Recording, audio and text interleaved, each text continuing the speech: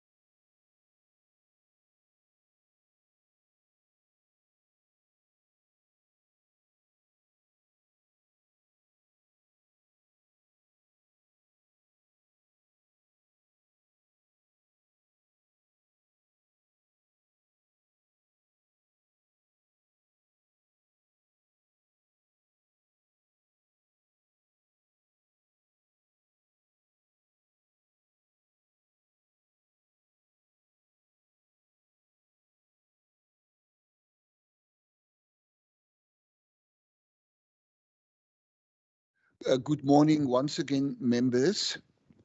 Those online, those inside this chamber, I think we need to proceed. And I'm very pleased this morning to welcome you and to welcome the two gentlemen from SASSA representing SASSA. I will give them the opportunity now to introduce themselves and also our members. And let me use the opportunity to ask our members quickly to introduce themselves. My name is Dan Plato, and I'm the chairperson of the Social Development Standing Committee. And let's start with a lady first at the far back. My name is Rachel van Vogel. Thank you, Honourable Member Van Vogel. Thank you very much, Chairperson. Khalil Brankes. Honourable Member Brankes. Thank you, Chairperson. Good morning. My name is Ricardo Mackenzie. Honourable Member Mackenzie. And then online we have another Honourable Member. You may introduce yourself. Good morning, Chairperson and members and guests. Wendy Philander. Honourable Member Wendy Philander. And I have the Secretariat next to me. Then maybe she can introduce herself. Morning, members and guests. My name is Nomande Tamte, the Procedural Officer for Social Development and Health. Thank you so much. And now to our very important guests. Thank you for being here. We welcome you. I've done it already. Very pleased with your presence. And may you two introduce yourselves, please.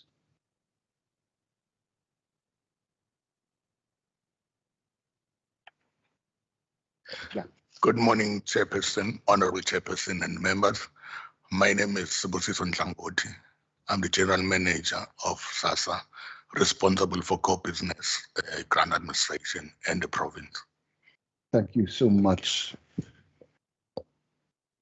Good morning, Honorable Chairperson, the members of the committee. My name is Abraham Mahlangu. I am the Chief Information Officer at the South African Social Security Agency in Pretoria, but I am the also support acting regional executive manager in the province, supporting the gentleman with me here. Thank you, Chairperson, for the opportunity to be here. Thank you. And then we have some guests with us. The lady at the back, please. Good morning, honourable members. Betty Nieuwoud, I represent Stelcare Family Services, serving Stellenbosch and Kleinvlei area, social services. Thank you. There might be one or two other members. I can't see anything right now, but online, and we would love to welcome them. There might be press online. We might not be aware of. We welcome them as well. I'm going to get right into the business of the day. And we asked SASSA to appear in front of us. Look, I think SASSA understand the fact that our oversight responsibilities as a provincial government, also to ask entities of state and other entities to appear in front of us from time to time, just to answer some questions for us to get an understanding how they operate, how they function, and what are their constraints for us to forward. After each and every session, we compile a set of, even if it is 1, 2, or 3 sets of recommendations, what we call key recommendations, and we forward that to the necessary national entities of state for them to be aware of and for them to pay the necessary attention to. The appearance in front of us today got nothing to do with finding a lot of mistakes, telling how you must do your work and that sort of thing. It got nothing to do with that. We know and understand how you operate, but it's also important for us to have that same understanding so that we can provide you with the necessary support so that you know you have a partner in the Western Cape, and also looking at the poverty levels and other levels with issues such as unemployment we experience in Cape Town and the Western Cape at large, for us to focus on that as well. And if there is a problem, technical problem, a admin, whatever, logistical, organizational problem, you would love our support to assist you with. We're in a position to do that with our representation to our national counterparts. So that is just to give you a clear understanding. It's not a I'm here to tell you kind of a situation, nothing of that. But we need to understand that there's thousands and thousands of people making unemployed, making use of the social grants and that sort of thing. It's also our duty to make life easier for them, and before we talk to them and to get issues of understanding from their side how they see technical problems and issues, is also to talk to you and to get your undertaking and understanding with regard to those issues. So that is what it is all about. Let me get down to the business with your briefing with regard to the application process, qualifying and assessment criteria for the 350 social relief of distress grant. Now, I've seen your presentation, but if you want to, I would love you to take us through it briefly, to point out to us how you do your work and that sort of thing, and for us then afterwards to question. Thank you. Thank you very much, Honorable Chairperson, for the opportunity. And indeed, I must say it's for the first time that we do appear before the committee. We always work on the basis of seeking oversight and support in the structure that exists in government. As a national entity, we have provincial arm of service delivery in the form of regional operations. And we really appreciate the opportunity that has been given to us. And we are looking forward to continued support in areas where a SASSA alone cannot break through, in areas of community challenges, etc., and some areas in infrastructure-related areas. But for the purposes of today, really, we're looking forward to just share with the committee the issues regarding the social relief of distress special grant. They call it SRD 350, but the general manager will also just cover other grant types that are part of this particular regime. I must say, Chairperson, as well, that these SRD 350 started as an interim 3 months intervention way back in 2020, thereabout. But because of the persistence of the pandemic, it was extended, I think 3-4 times. And the last extension has been granted as well for the current dispensation, I think until the end of April next year or thereabout. But also to emphasize that there are regulatory reviews that are happening, that perhaps this particular grant will no longer be under the auspices of a typical disaster relief kind of a thing.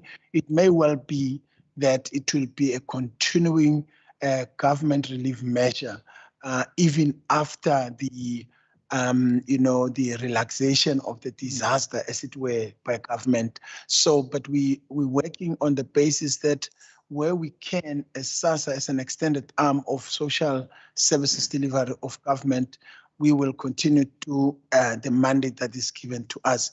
And for today, the colleague of mine, Mr. Ntlangoti, will take the committee through the processes that relate to this special grant and cover some of those that are also affected, by this particular grant.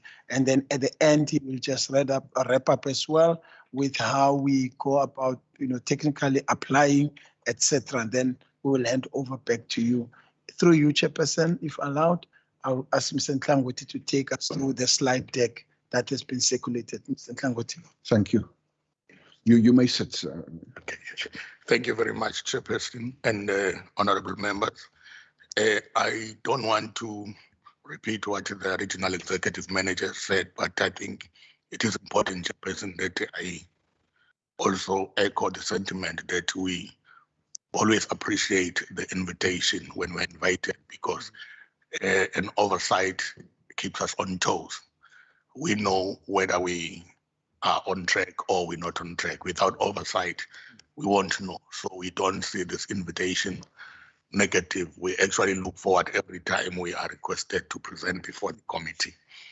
Chairperson, I just want to make 2 points before I get to the presentation. One is to apologize that maybe the secretary must have been confused. We sent 2 versions of the presentation, updated one we sent this morning, because we thought last night that, and I will seek your indulgence, respectfully seek your indulgence, Chairperson, to add 1 or 2 slides, about 4 slides, on something that we thought it's important for the committee to take note of, which is the newly introduced top-up grant for children. It's just we will finish that within allocated time. So that forced us to send another latest updated version this morning. My apologies. I'll get to the presentation. The purpose of the presentation is to provide the Standing Committee on Social Development with the latest information on the application processes for the new SRD grant. In terms of the background, the COVID-19 grant, as the regional executive manager indicated, was initially introduced in May 2020 under COVID-19 National State of Disaster regulations. With the lifting of the disaster regulation, the grant will now be provided under a new legislative framework within the Social Assistance Act. The beneficiaries of former COVID-19 grant are now obliged to reapply for a new SRD 350 grant. So it's not going to happen automatically. Even if you were a beneficiary before, you will be expected to apply. The regulation in this regard was published in the Government Gazette in April 2022, which is this year. In terms of the qualifying criteria, a person in need of this type of grant may qualify for social relief of distress called COVID-19 social relief of distress if he or she is a person with insufficient means. We define insufficient means by looking into whether a person is a South African citizen or a permanent resident or a refugee or a holder of a special permit under special Angolan dispensation, the Lesotho exemption permit dispensation, or the Zimbabwean exemption permit dispensation. Or the person is an asylum seeker whose Section 22 permit visa or visa is still valid. The person must be registered on the Department of Home Affairs database or registered on an agency's social grant database with a unique system-generated identifying number for people without identity document. By that, we mean that when an applicant comes to us to apply for any grant, and then the person does not have an ID, provided he can prove that he has been to to Home Affairs to apply and is waiting for an ID, our system will generate a system-generated number, which is always 7777, to allow us to process the grant for the person to be assisted. That 7777 is valid for 3 months. After 3 months, we cancel the grant, then we hope that the ID would have been received from Home Affairs. The person must be between the ages of 18 and 60. You would know that if you're less than 18, you qualify for a child support grant. If you're above 18 years, you don't qualify until you get 60. Once you are 60, then you qualify for an old age grant. So in that bracket between 18 and 60, then you're eligible to apply for this type of grant. Currently residing within the borders of South Africa, not a resident in a government-funded or subsidized institution. If you are in prison, for example, because the government is taking care of you while you're in prison, you cannot apply for this grant or any other institution funded by the state, because that would mean double dipping. Then not unreasonably refuse to accept employment or educational opportunities. If you get a job here's a job, you say, no, I don't like this job. I don't want to be a cleaner. I want to get the 350. You won't qualify there because there is an opportunity and you have unreasonably refused. Well, the purpose of the validation, okay, the legislation and qualifying requirements, once we get that information, we have a responsibility to validate what we get from you so that we can make sure that we give the grant to the person that is indeed qualifying. You will recall, Honorable Chairperson, that when we started with the grant, there were a number of people who did not qualify, some of whom were even the government departments employees. And then we try to close all those gaps by validating every information that we get. A declaration from the applicant attesting to such, and screening questionnaire, and a proxy means test consisting of checks against database that may indicate income or alternative financial assistance, and verification of insufficient means with banks. We look into all that. There's a special questionnaire where we ask questions of answers that will validate what you give us is in line with what we need. If the results from the means testing, this grant is means tested. If the result from the means testing with the banks contradicts the result from the data checks with external databases, the results from the means testing with the banks will be the ones that will be used to make a decision whether the person qualifies or is rejected. The income threshold for insufficient means contemplated in this regulation is 350 per person per month, which means that a person, when we go to your bank account, whatever income that you receive should not exceed 350 per month. Then we can take your application. If it's anything above 350, then you don't qualify to apply for this type of grant. If a person has more than one bank account, the criteria for insufficient means is deemed to have been met if all bank accounts assessed individually are below the income threshold. That is self-explanatory. A person is not entitled to a social grant for himself or herself in COVID-19 social distress of distress simultaneously. What we're trying to say there is that if you are a recipient of any other grant, you cannot simultaneously receive this type of grant. Now, there are three platforms that can be used to apply for this grant. This is one grant that you can never go walk to the office and apply for. You can only apply for this type of grant online. And there are three platforms. I deliberately put the three platforms knowing very well that the one platform is currently not being used because the GovChat, which is our partner, is upgrading that platform. So we have parked it on hold now. Once we reintroduce it again, we will also indicate to people. But I thought it's important for the committee members to understand that these are the platforms. There are three application channels. One, you can apply using WhatsApp by sending a message to that number 082 04 66 553. That is not yet active. The SRT website, if you go to that website, you will also be accessing the application. WhatsApp application. If you apply using WhatsApp, the applicant will provide personal details as prompted by the chat. Once you get WhatsApp, you'll be prompted to provide your details. Applicant will receive a reference number, an OTP, and website link to click on.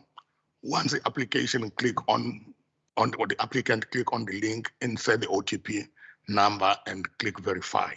The applicant will then need to provide the surname and ID number.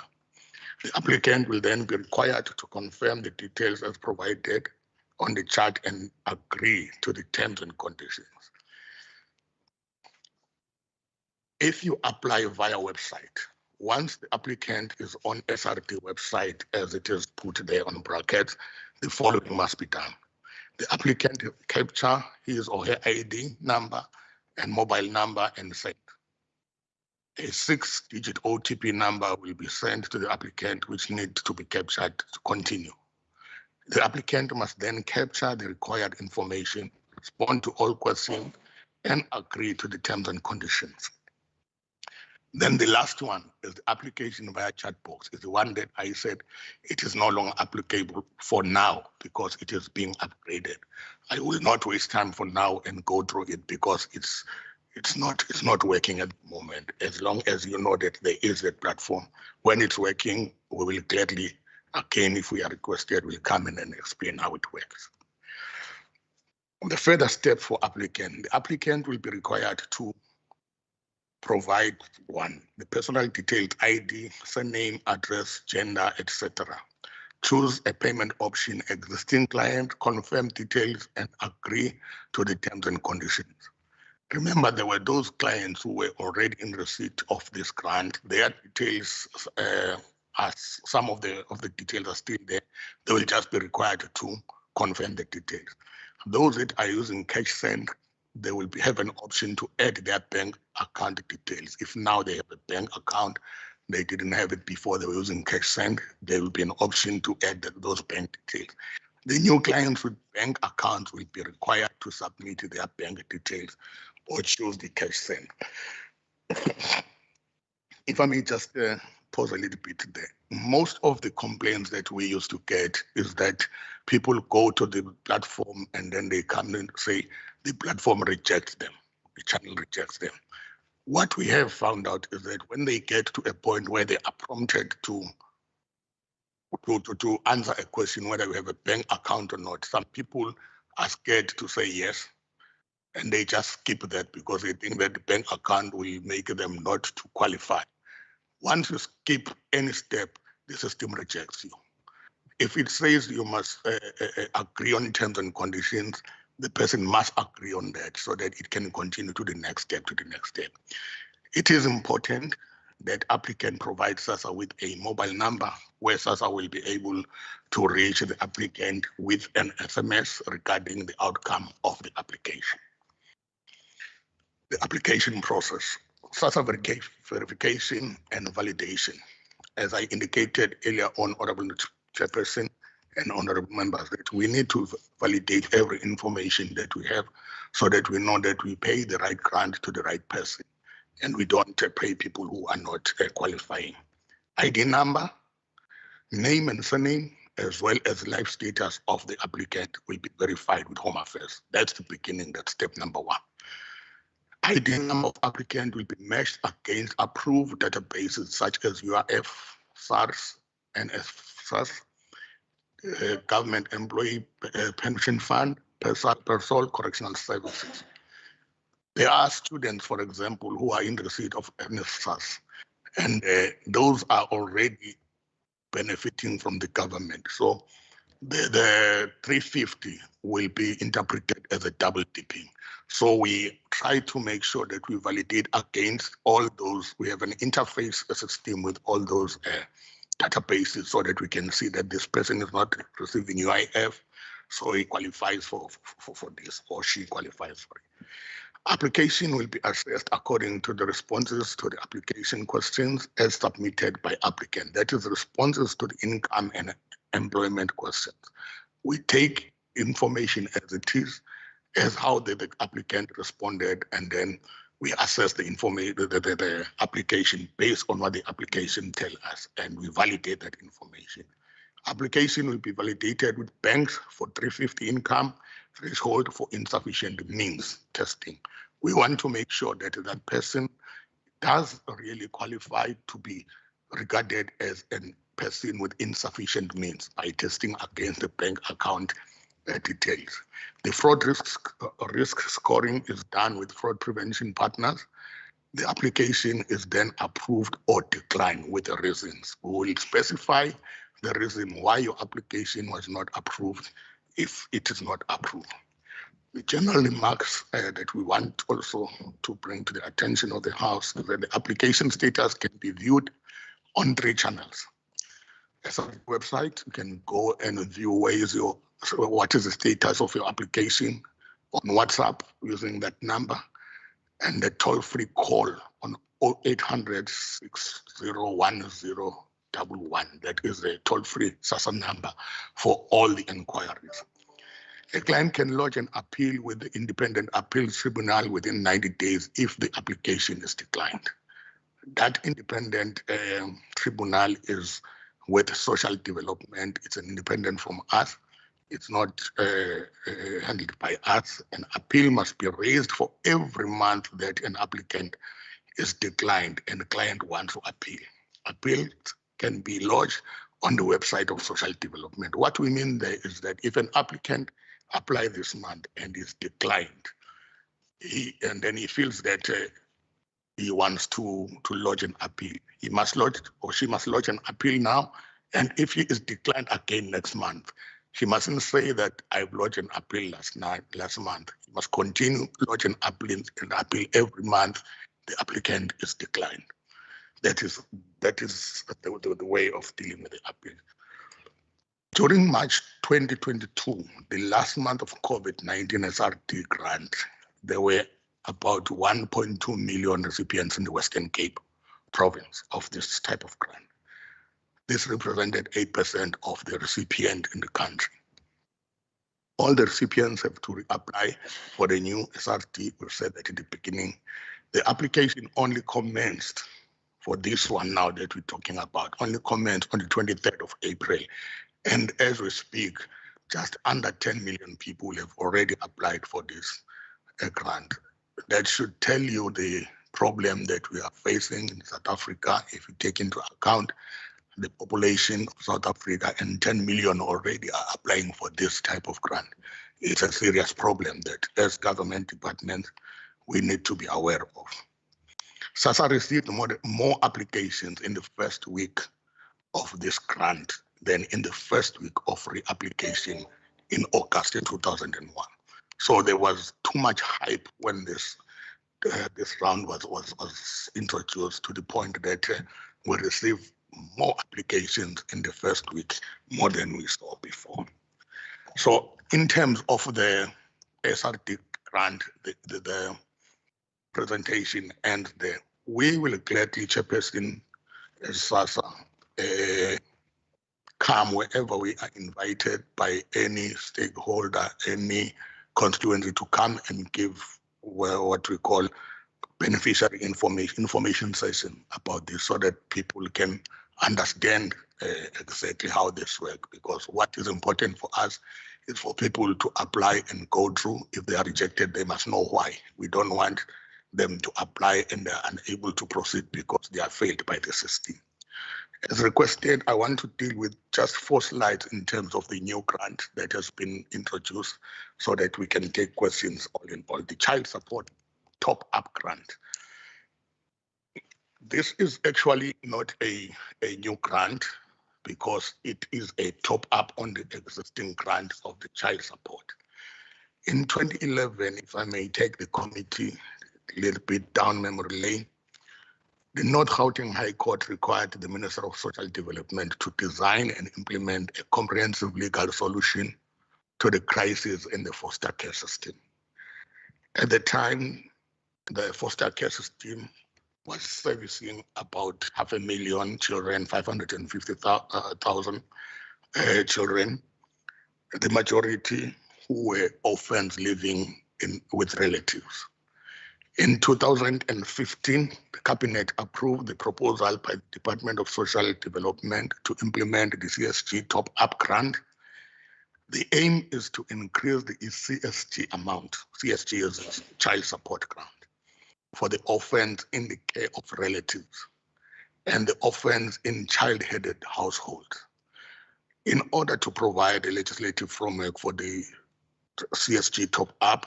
The Social Development Assistance Act number 16 of 2020 was published in 2020. The CSG top-up is 480. That's right, it's actually 240. It's half of the child support grant. So I said that if somebody applies for a top-up grant and is already receiving a 480, it means that that person will be given 240 in addition to the grant. The CSG top-up is not a new grant, but builds on the CSG. Hence, the rules and the procedures for the CSG will continue to be followed. And then, for the CSG top-up, relatives will need to provide proof that they are a relative of the child by attesting to their relationship to the child. Proof that the child is an orphan in the form of death certificate, or the child parents or one parent's death certificate, and an affidavit attesting to their lack of knowledge as to whether the other parent is dead or alive. So what we're saying there is that if an applicant comes with a death certificate of one parent, will accept that on condition that there is an affidavit attesting that we don't know where the other parent is, whether he's dead or alive. So that's why we don't have a second death certificate. All orphans already in court order foster care will remain in the foster care system until they naturally age out when they are 18 or 21 if they are still in education. This is because it is constitutionally regressive to take the foster care away from children who are already receiving it. So we said that even when this grant comes, but if the orphans are already in foster care, we won't take those orphans out. They will remain there until their age kicks them out of foster care, which is 18 or 21 if they are still at school. Orphans in the care of relatives, a child heading a household who is aged between 16 and 18 can apply for and receive the child support grant for himself or herself, as well as receive CSG top up for the children under his care or her care. It means that a child that is a child-headed household can actually receive 3 grants. A grant for himself or herself, a grant for a child that is looking after, and the top-up grant to pay because we are looking after this child. There is a top-up grant. That's what we actually mean there. The children may also be placed in the care of caregivers or relatives. Relatives are defined as grandparents, brothers, sisters, uncle, aunt, and or cousins of the children or child, or anyone who cares for the orphan child or children who can apply for a CSG top-up. The application for the CSG top-up is subjected to means test also, where the applicant income and or his or her spouse is considered irrespective whether they are married in or out of community of property and regardless of their relationship to the child. If the child is related to my wife but not to me, my income will still be considered to approve that top-up grant. Applicants can go directly to SASSA without first needing a social worker investigation report and a court order. As I've indicated there, the CSG grant is 240 in addition to the child support grant. And then our recommendation is that the Standing Committee on Social Development take note of the application process of the new SRT 350 grant and CSG top-up for orphans. And we thank you very much, Honorable Chairperson and members, for the opportunity. Thank you so much for the detailed presentation. It's highly appreciated. Before I open for our honorable members to give input, to ask questions of clarity and other forms of questions, the 1.2 million recipients you were talking about, I just want to get the Western Cape figure correct and the national figure correct. 1.2 some odd for the Western Cape and 9 million countrywide. On that one, the 9.7 million that I have indicated is currently now when we started But here. in the whole country. In the whole country, yes. When we started with this type of grant in the Western Cape, that was at 1.2 million. That was when we started. We're still receiving applications now. We don't have the latest statistics for the, because we only started on the 23rd of April. Okay. Let me open for our honorable members. Honorable Ricardo. Thank you, Chairperson. If you could just give us guidance on the first round, how many questions we can ask, because I just want to get some clarity questions first. Thank you for the presentation and thank you for being here today. I've got quite a few questions. The presentation wasn't numbered, so I've numbered it myself. So slide 1 will be page number 1, then 2, then 3. So just for reference purpose. I just want to get an understanding, and thank you, Mr. Mahlangu, for coming down from Joburg for the meeting. How long have you been acting, and when do you think that the post will be filled? Because I can imagine being the Chief Information Officer countrywide, you deal with a lot of information. So that'll be the first question. The second question on me would just be on the closure of some post offices. If, for example, a retreat, let me use a practical example, there was some shooting and violence and they had to close it. How does those individuals then access the services, particularly with regards to the post office where people have applied and the pickup point is the post office? The second question would be on the time period. Let's assume, and I'm just going to use dates as an example. Let's start the 1st of May, somebody has applied. By the 30th of May, the person has not received feedback from SASSA, or the feedback, the B part of the question is, they have not been accepted to receive the 350 Rand grant. You said there was an appeal period. How long is that appeal period? And by when do people expect to receive SASSA on that appeal period? My third question would be on when a person has applied and you're saying that they must appeal every month. Does that appeal has to be in person at either offices or post office, or can they do it on your web platform? Then the fourth question, Chairperson, would be on the persons that have applied, have been accepted, but they have not received their grant. What is the contact mechanism? Because there I personally, Chairperson, received quite a lot of questions because they don't seem to either they don't seem to be on your SRD platform, a proper contact mechanism to say, my name is Ricardo, I have applied, but I have not received, I was approved, but I have not received the grant. The fifth question is your WhatsApp platform that number has been widely advertised, including by myself. But now you're saying it is not active yet, based on the presentation. If you could just give clarity, when will that become active? And when can people start using that platform? The sixth question, Chairperson, is actually a query that I received yesterday, and by God's grace, you are here today, from a gentleman, and I'm going to use his name because he's given me the permission to do so. Mr. William Galand. He's disabled. He sadly lost both his legs. He's amputated. He's also diabetic. His grant was stopped in March 2020, which is this year. He was told he needed to reapply, but he can only see the doctor in August of this year,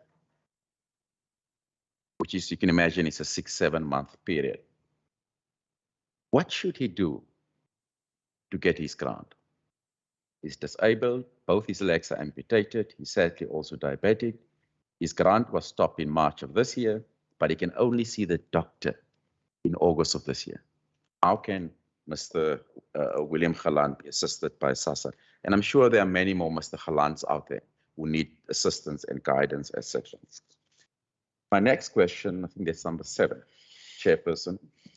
It's a matter that we actually visited last week in PAL. So I'm just raising the current matter, so I don't have to take you back to matters that are 6 months old. SASSA offices that we visited last week in PAL with an organization called Stel Care, where they have indicated they've got an extremely good relationship with some of your offices there.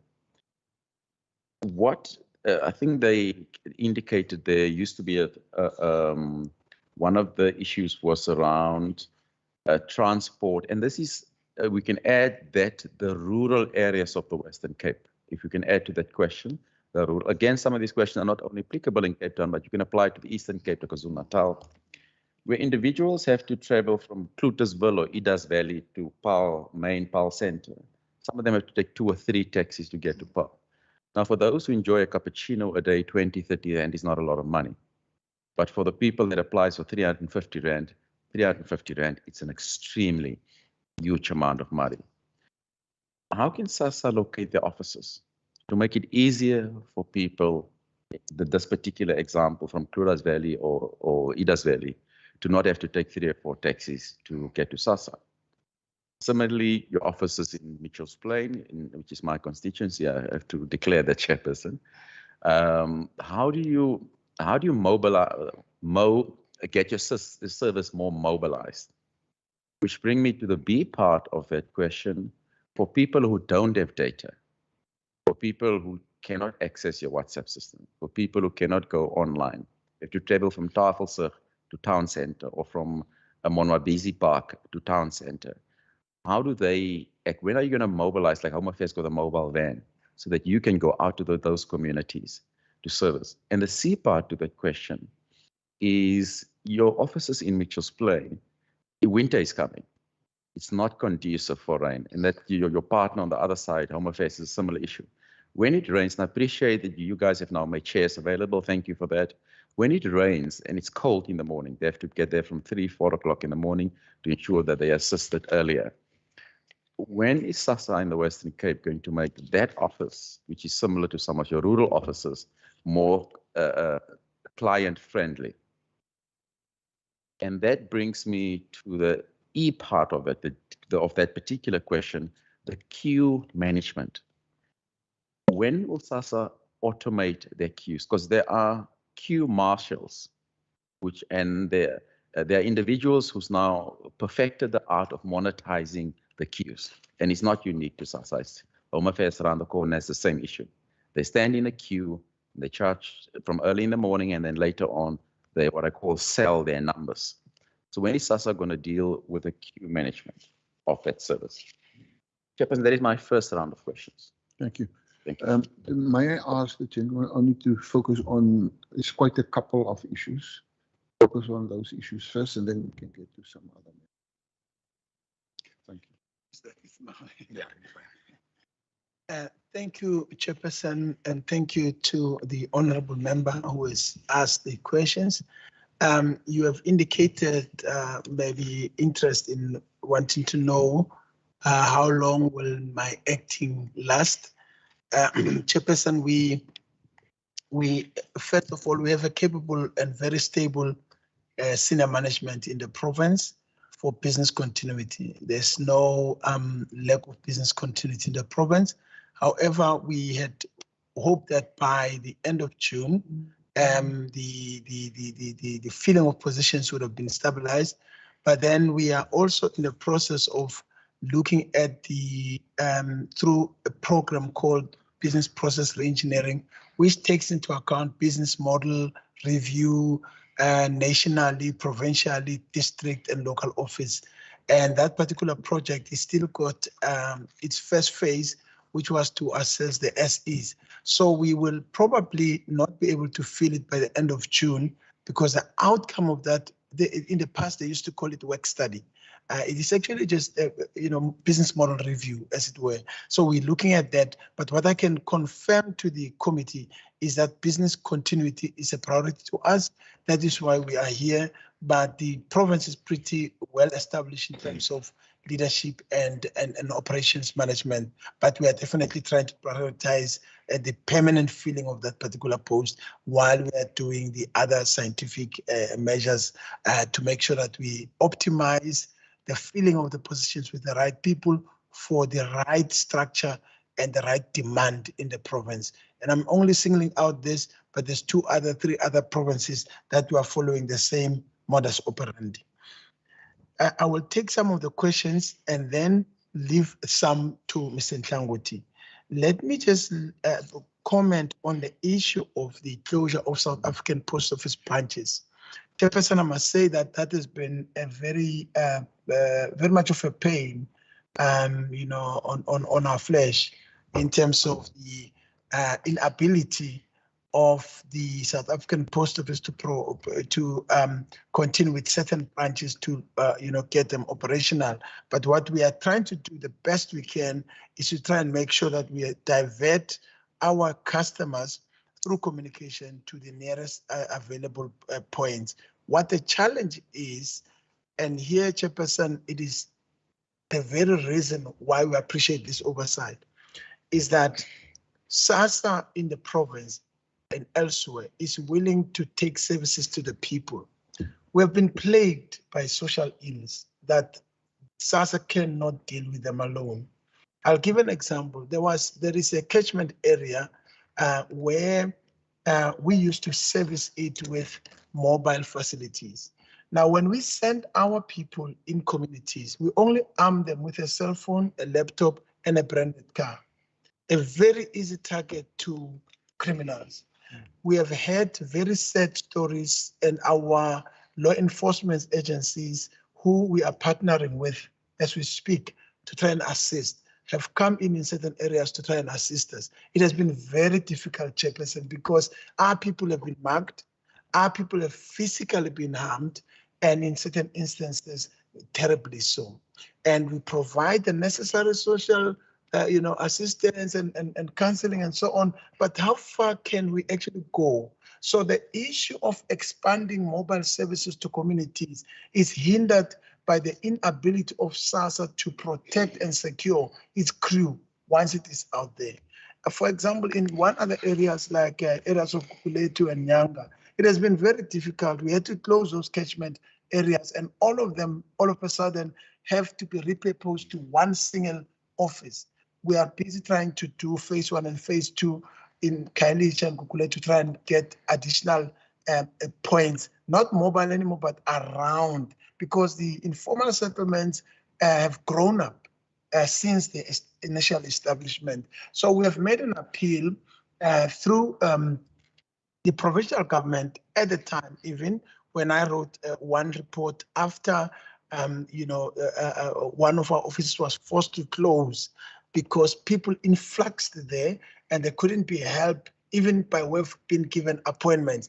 And when we tried to explain, the people insisted that whether I missed my appointment yesterday or so, I want to be helped today. And our people were locked inside the office and held hostage there. Luckily, the Metro Police did come and try and assist, but it was not an easy exercise. We actually at one point had to take a risk to call those that were under quarantine to come actually and try and assist because the situation was getting out of control.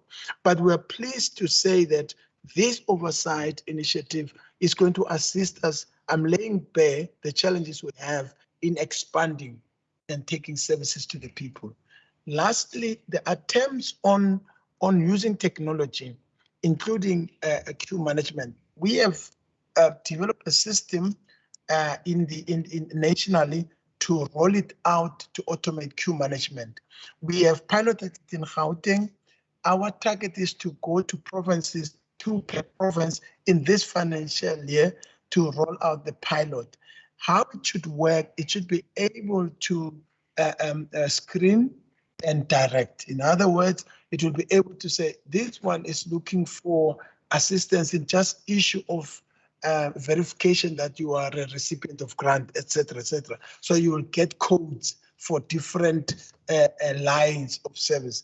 And in certain areas, you'll have express lines, of course, for example, people that don't need too much time. They just need the printout of a proof that they're a SASSA grant recipients, etc. So that automated system is going to be rolled out in this current financial year. It is in our APP and OPP operations plan. And once we have tested the whole solution nationally, 2 offices per province, then we're going to then roll it out. It will be fairly easy, just like we did with the disability grant online application for booking. We tested it here in the Western Cape, Chairperson, and I'm proud to say that Western Cape became the pioneer in launching the temporary disability grant online booking system. And it was now adopted nationally. It is continuing. It had glitches, of course. In certain areas, people were timed out. And one of the things also that I must say quickly, Chairperson, is that in certain data-related challenges, we have tried to team up with mobile companies to try and see how best we can deal with the issues of data. Much as we automate certain things and use technology, sometimes it's very difficult because of the cost of data. And cost of data cannot be subsidized across the board. It's not workable. We have to find a niche ways. For example, in the first wave of applying of social grants, we managed to approach 4 telco companies. We asked them to zero rate their session fees on the USSD.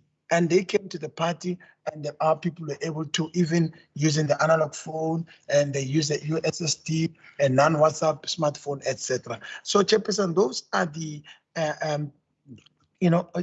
attempts that we are doing to try and bring services closer to the people, but with the challenges that we have. Mr. Ntlangoti will take the residual of the questions and also just allude to the issue of service points, how far we've gone in terms of partnering with either local government through City Council and also looking at other available venues. Some venues may be available physically, but they are not compliant with OHS standards. And our people, therefore, are found to be exposed to risk unduly, and we find ourselves non-compliant. So we're trying to balance that particular act, but we must say that there's been progress in trying to reopen certain service points with all due considerations of security and risk to our people, even to beneficiaries, because when a hostage is done or where an armed robbery happens, even our most vulnerable customers, they get affected. So our people might be young and be able to duck under a desk, but the old person is very slow to respond. They may not be. So we are very much in a critical stage of trying to seek every partnership we can have to deal with issues that are related to social ills. Mr. Ntlangoti, you can take the residual. Yes, thank you so much, sir. Thank you, sir, for the questions. Honorable Chair, the appeals since this new round of the SRT 350 has been introduced, the appeals were taken away from SASSA. It is dealt by the independent tribunal at social development. But once they are done, it is us as SASSA who communicate the outcome to the client. But everything is done in social development. We're not certain about the turnaround time because it's the first time now that we're going to get so many numbers of people applying and so many appeals that we need to find out what is the stated turnaround time of the committee, so that when we communicate with people, when they lodge the complaint, at least they know what is the period that they should wait. In terms of how to launch, to lodge the appeals, as I stated in the presentation, that it can only be lodged on the website of social development. This is one grant where there is no visit to the office at all. Even if a person comes to the office, we cannot help the person. It is also not managed at the regional level. It is managed at head office. So there is very little that we can do except to guide the person what he needs to do online. In terms of the WhatsApp, when is it going to be up? I'm glad that my regional executive manager is also a CIO. Yeah, so I would like to leave it to him on this one. So let me get to it, Chairperson, through you. Yes, we had the only reason that we didn't go live with it on the 22nd of April is because a certain development that had to happen that will take because we split the onboarding. There's a place where we cut off between sensitive and transactional information at the point of issuing the OTP. But the other harvested information is this side. They were doing a bit of developments there. So we believe that in the next 3 weeks, the development and testing will be done. Probably 3 weeks is absolute maximum, but it should happen within, by June, middle of June, we should be able to be dealing with that, if not earlier.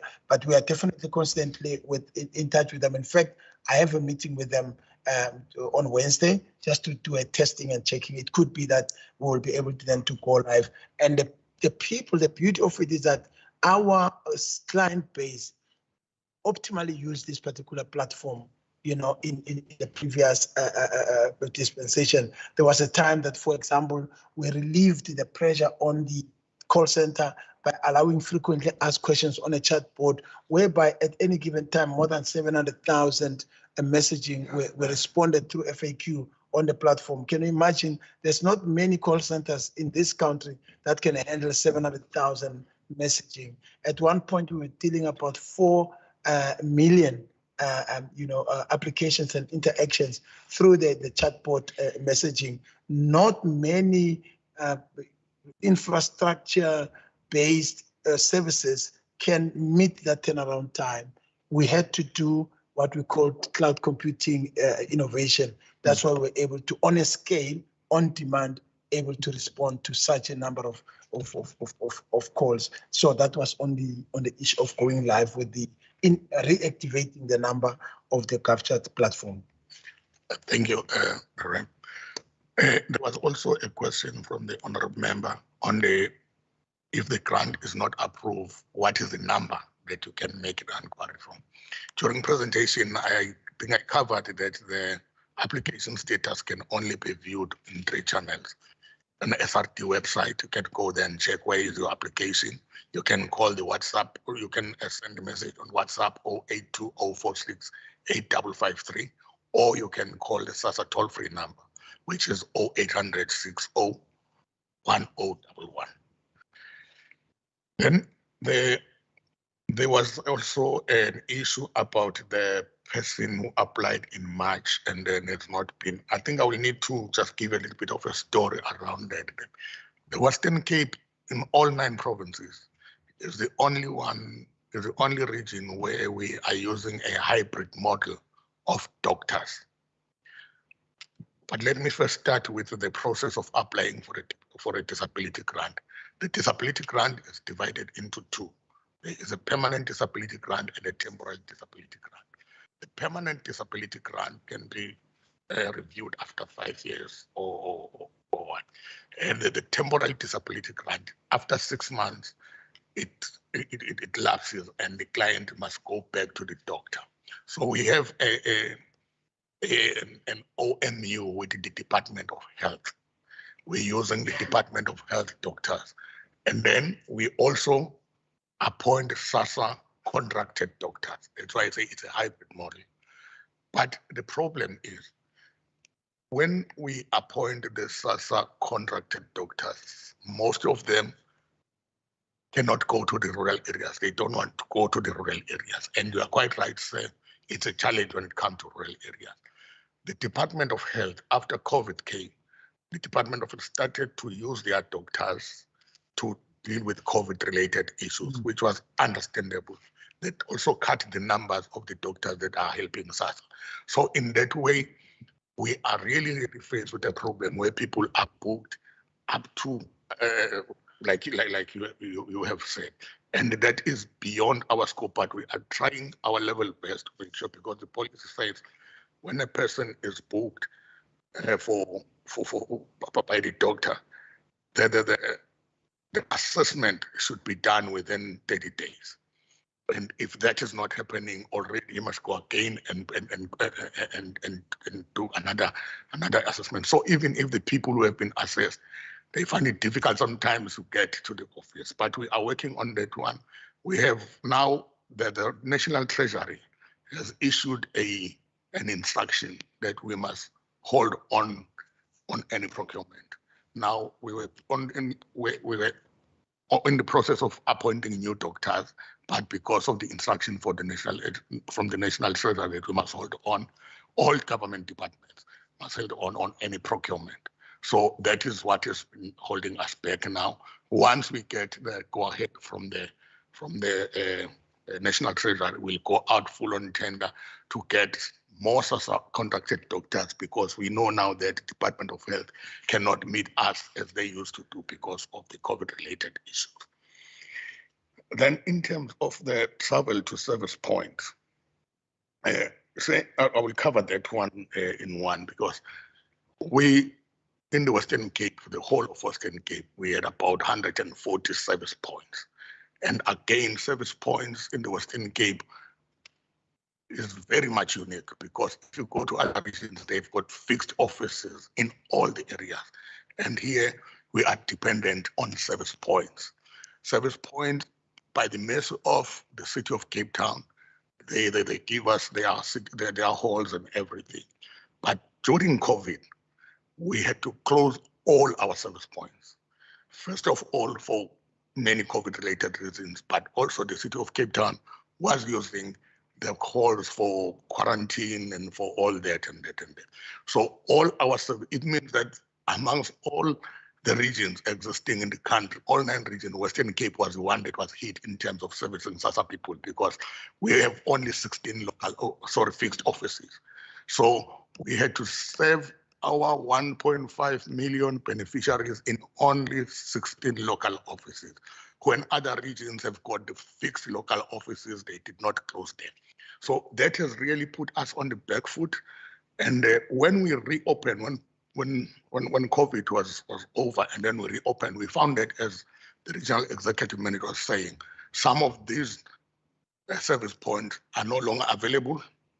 Some of them are available but are no longer compliant in terms of OHS and other things. So that is a situation that, but the main other thing is what Ren has indicated. I'm going to use the Athlone as an example. I was here some time ago, I think that was in 2015, I left here to head office and then I came back now in 2021. All service points were closed in Athlone because of gang activities. So that is one area that is beyond our control, and it really requires a coordinated approach with law enforcement agents and all other things. But sometimes law enforcement agencies cannot do anything alone. It's a social issue that requires all departments to come together, because we understand that. So it becomes difficult for us again to send our staff members to be slaughtered, because they easily say that if we go there to Heidelberg, we're not going to come back. If we go to Hanover Park, we're not going to come back. We are scared. Now, if you force somebody to go there and then it doesn't come back, then it becomes an issue. So the gang activities really also play a role in us not it. You made an example of Clotersville. I know for the fact that in Stellenbosch, we had a service point in Kalmandi, and there was one in Clotersville, but that was some time ago. I do not know now if the one if it can be reopened, the one in Kalmandi will also take care of the Clotersville people. It's something that after you have raised that thing, I will have to check whether the district manager there, what is the status of Clotersville. But you're quite right, sir. It may not be the issue in Clotersville only, it's the issue around many areas, in particular the rural areas.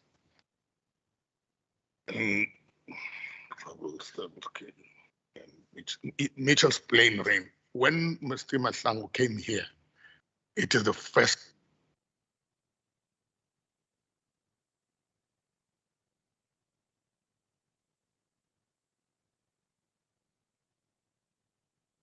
Chairperson, we lost sound.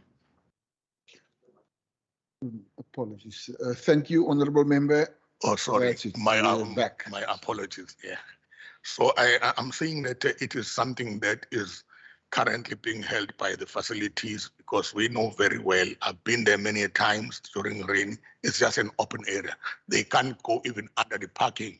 The people, they go there, but the rain still go there. So I've taken note of that. The RAM is aware of it and he has prioritized that.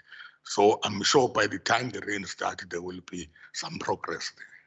It will start in any time, anyway, but by the time it becomes heavy, there will be progress. I think on my notes that I've made, if I have missed out something, so you can just indicate, I will cover it. I don't know if I missed anything. I think that is most of the questions on the. Yes, Chairperson, can I just get clarity on one question? The others I will rephrase later on. I just want to get on the WhatsApp line, because you've mentioned, because Mr. Matlango mentioned that it'll be effective June, I think mid-June possibly. I won't hold you to June, we'll say end of June. But then you mentioned people for the appeals, they can WhatsApp that line, but they can't WhatsApp a line that's not working. So is that line not working at all? Because it's the same number for WhatsApp and SMS. In the meantime, while we're waiting for Ms. Matlango's period, they can use the other two channels.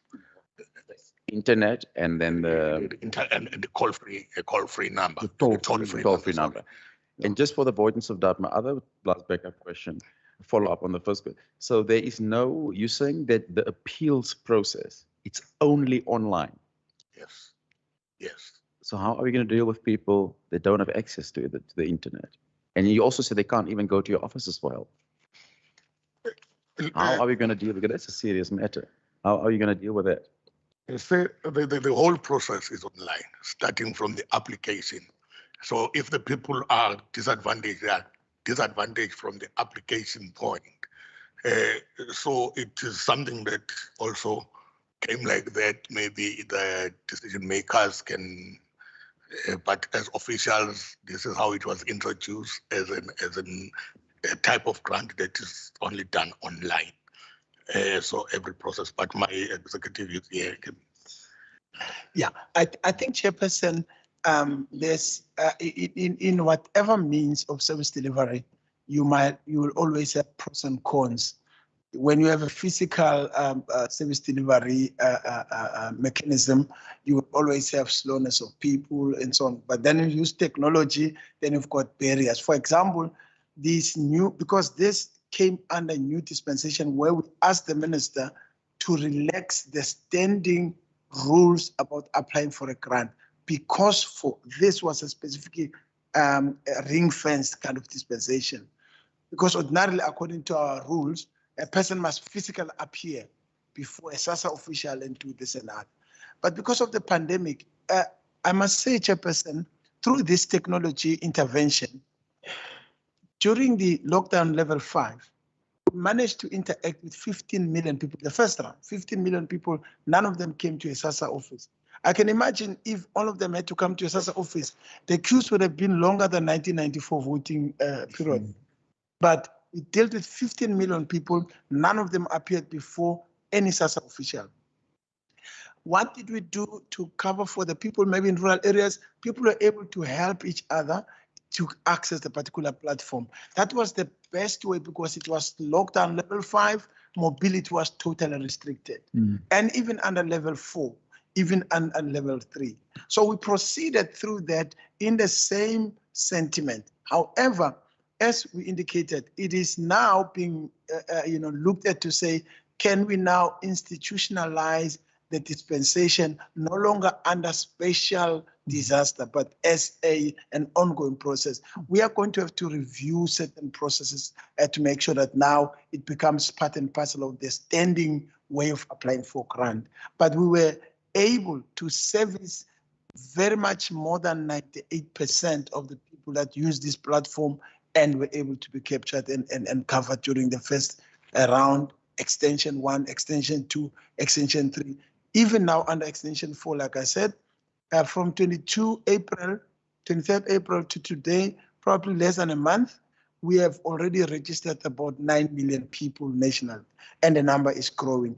Are we saying it is the absolute? It is not an absolute, but we are trying to work on the best way we can. We are going to expand the channels to make sure that we cover for those that cannot use analog, cannot use a cell phone, but how else can they then come? We'll make sure that we cover for them. But for now, we are proceeding as an extended SRD because it came under pandemic interventions, and we were just trying to take this channel of technology use. Thank you, Chairperson. Let us, Thank you.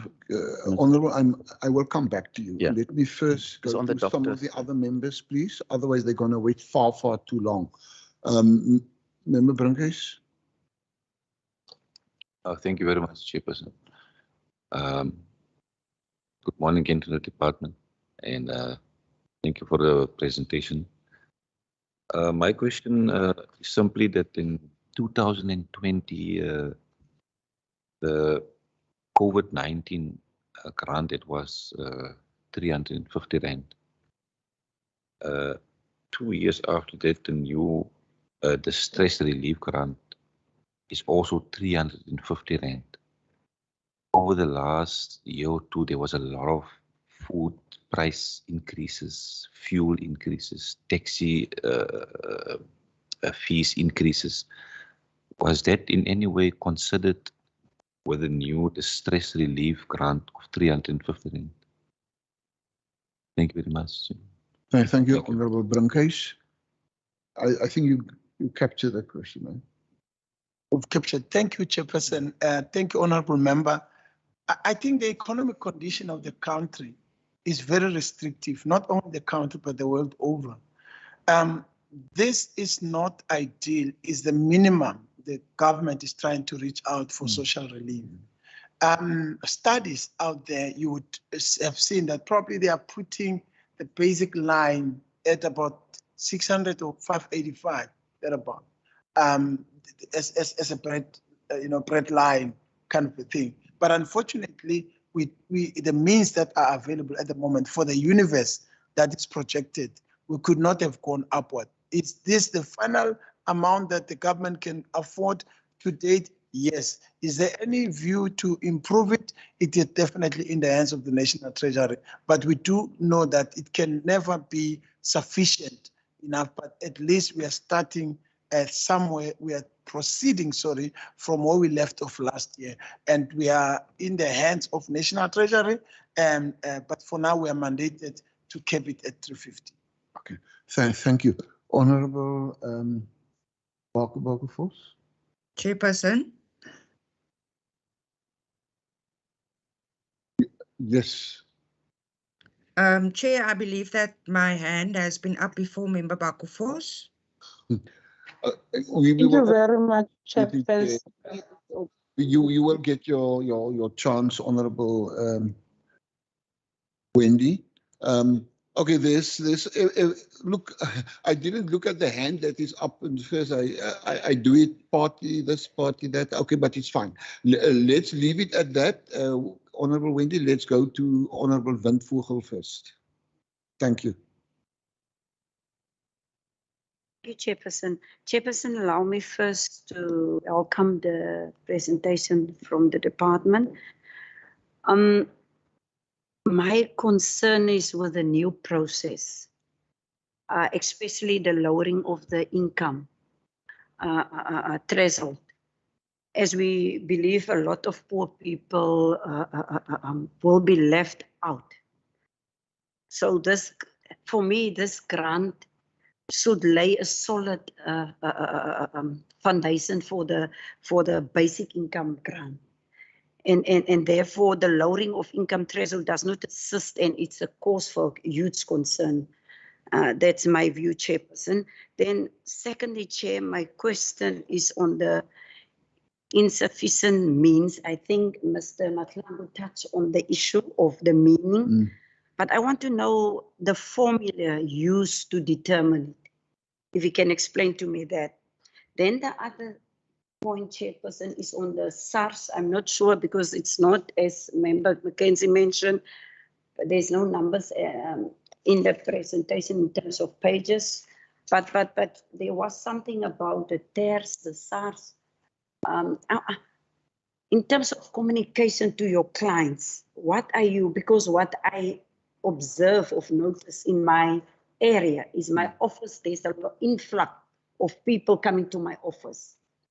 And then the reason is that it's SARS or otherwise UIF. And it's not clear in terms of what needs to be done. So these poor people are running up and down, and you know it's a rural area. In terms of communication, if you are rejected, the reason why are you rejected? Because sometimes we speak, ons praat the big words, and a person on the ground don't understand those terms that we are using. So for me, the communication is very important. So what I want to know on the SARS, the UIF, especially the UIF issue, is when you are saying UIF, does it mean the client must go back to the UIF office? Because most of the time, that's what I've got, is that people work 5 years back and they are still on the system of Department of Labor, but they are unemployed. So I just want to know that process. How do we assist these clients of yours? And then the last one, Chair, is on the issue. I'm not sure. I think Member Mackenzie also touched on that. It's for us actually a privilege to have you here today. So we are going to put in things that don't actually, is not part of what we call you for. But for me, it's important that we are, as you mentioned, we are taking the service to our people. And if you are saying you are taking the service one day, you arrive there at 10, leave at 3. Is that taking the service to the people? So we need to ask ourselves this question. That's why, especially in the rural areas, you will have an office in Worcester or Caledon, but you go as far as Rivers, Helderberg, Berrydale, Seabrook, no offices. the surrounding Malgas, those areas, no offices. And that's where the poor of the poorest are staying. Meaning if you are taking a taxi or someone must come and pick you up in Malgas, you have to pay 150 to 200. So how much money is left for those poor persons?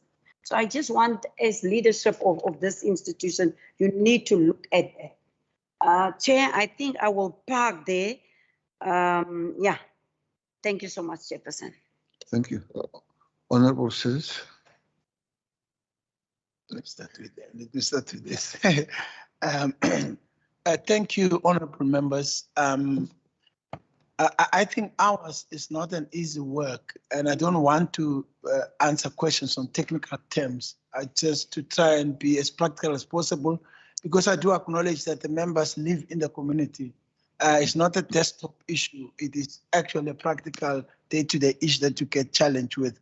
It is true that economically, perhaps the adjustment of the threshold of this income, not income, the relief could have been adjusted. As I said earlier on the basis of the mandate as a service arm of government, this is what was legislated, through the authorities. Perhaps that would, to say why 350, it is not slightly, it is way beyond my pay grade.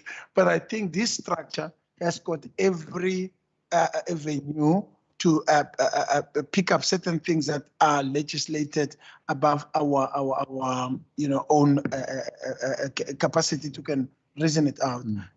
But the threshold, definitely, the formula to arrive at it, to me, economically, it was just based on the current means that government might have. Now, economically reasoning, you may want to say maybe National Treasury must have looked at adjusting it upwards and so on. But like I said, that will be much far outside of our reach in terms of the administrators here. And indeed, it is true that it is the basis for the basic income grant, which has been spoken about. As to what the threshold of the basic income grant is going to be, it is not yet determined, and is also outside of the scope of SASSA now, because it is a policy matter that is going to be dealt with by the relevant authorities. The issue of databases, Chairperson, I must admit that the first time we started building what we call application program interface, which means automatically validating and checking the data from the source. We started, the main ones were UIF, Home Affairs, and SARS. Then there were others like PERSAL, etc., in the prisons and so on and so on. We did indeed come to a point where the data integrity from the source, in other words, when we try and validate whether Mr. Frank Hood was a recipient of any government income, we find that yes, he is listed in the UIF database. Now, do we as SASSA have the right to say it can't be true? No. If we find them by way of the integrated interface that they are listed as a recipient of a form of unemployment insurance fund, we take it as the only true reason. That is why then the appeal process. If the person says, no, yes, I once received UIF, but that was 2 years ago, then it calls upon the integrity of the data at source, not on the side of us trying to disadvantage them. I'll give another example. If UIF, SARS, issued the, what is that certificate that they normally, IRP5.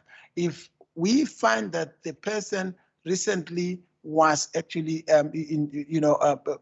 issued with an IRP5, which suggests some kind of working and so on, we as SASSA would validate based on that as the absolute information from source. However, it has come to light that there are certain instances whereby both the databases may be lagged behind. In other words, the person might have graduated off that particular grid because they are no longer getting salary or they are no longer UIF recipients, but we did not get that fresh information. What are we doing about that?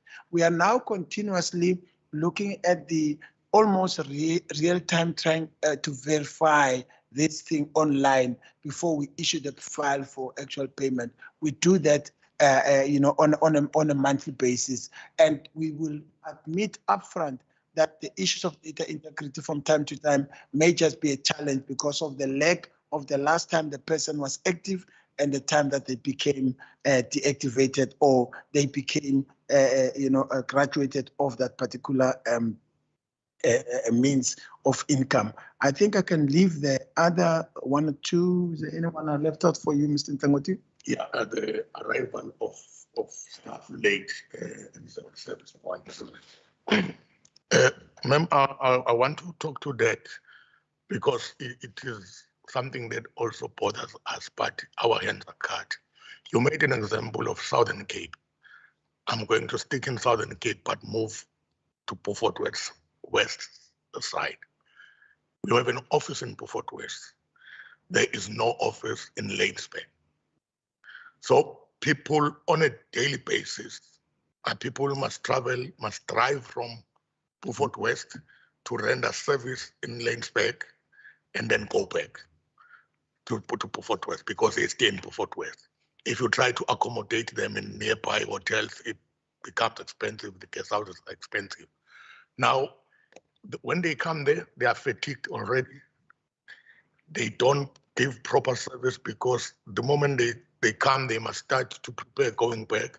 They don't only give service in Lanesburg. They must go to other areas like your Prince Alfred, your Mauriceburg and areas around.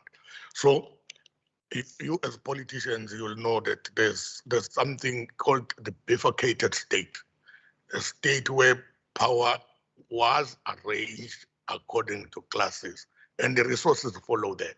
In South Africa, the reality is that we have not won that war to maybe try and get offices where they were not there before. And you made a perfect example. The Southern Cape is where our headache is. If you drive from George, the next office that you will get, there's no office in Mossel Bay, it's just a service point. There's no office in Albertina, it's just a service point. There's no office up until Heidelberg. If you take that road down there, you go to Knysna, you'll get something that looks like an office. But all those areas are serviced by George, local office. You go down to Oudtshoorn, it's a vast area. If you go to West Coast, it's the same story. You go to West Coast, there's an office in Vredenburg. That fourth office also services Atlantis and Malmesbury and all that. Limited staff is the same number of staff that you must use in the office, and you must try to see how you overstretch them to the far-flung areas. But we are trying our level best. The REM is currently now working on getting the trucks. To say, I think there was a question earlier on where we can at least go to these areas. We know that we have a truck that is parked in in Lanesburg. The truck will go to those areas and try to extend hours that we give to people there. But some of your frustrations are also our frustrations. And the REM has put it very eloquently to say that the fact that we're presenting in the structure should also help us on other things where we cannot do anything as administrators, where maybe you as politicians will assist to make those areas available. I think I needed to. Thank you, Honourable. Let me go to Honourable Wendy Philander for her questions or input or remarks. Thank you very much, Chairperson. Chair, thank you. I do welcome the presentation this morning. And also thank you to the gentleman for coming so far to enlighten us on this very important issue, Chairperson. Chair, I also wish to express that since we have a briefing as the Western Cape Standing Committee this morning, I hope that we would be able to provide with some specifics in relation to the Western Cape. Chairperson, my first question would be then, what was the impact in the Western Cape in terms of applicants as well as recipients? We know, Chairperson, that once the government has amended the regulations and the gentleman made mention of the change in legislation. So there was a shift from disaster to the Social Assistance Act in fact, he made mention of the new legislative framework in which this grant now operates. So since the state of disaster ended, the grant had to be then included under the Social Assistance Act. Chairperson, the spokesperson for SASSA also in the media made mention of that people need not to panic. Chairperson, that was not the reality. That us working in close proximity and contact with the community that we engage, that is not what we have encountered, Chairperson. So although people had to reapply from scratch, there was people, Chair, that were left for a month or so without a grant. So my question then brings my question back to what exactly was the impact on recipients as well as applicants within the Western Cape. And Chair, linked to that, why is it that a reapplication process had to be instituted? I hear the comments made in terms of the system. I hear the comments made in terms of validation, and that is quite correct. But were there not the innovative a measure as to which those could be linked in order to make it more easier for applicants to be able to access this grant? And members spoke to in terms of service points. We know the poorest of the poor people are struggling. They are most dependent on this 350 Rand. And if I don't have access to this grant, how would I even be able to manage to have data to access the service in order for these struggling residents to be able to access the system? Chairperson, secondly, in terms of the application process, the channel, and it was mentioned, I think, by Member Mackenzie, in terms of the WhatsApp channel. Chairperson, I'm really concerned.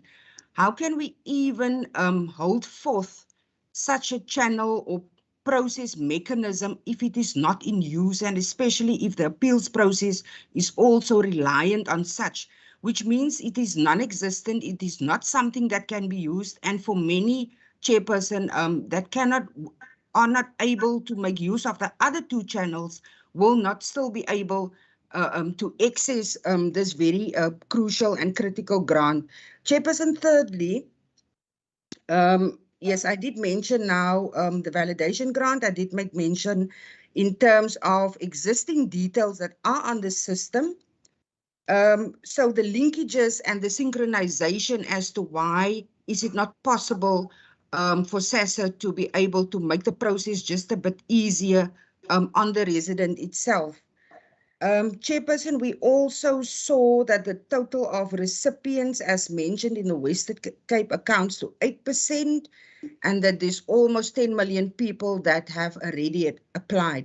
Chairperson, that should give us an indication as the dire need for this specific grant, and what measures in the meantime are SASSA looking at to make sure that those backlogs are eradicated and the process at least becomes a bit easier. It's fine to say that there's challenges. It's fine to now realize that we deal with a WhatsApp channel which is not operational, but the crux of the matter is, Chairperson, people are struggling.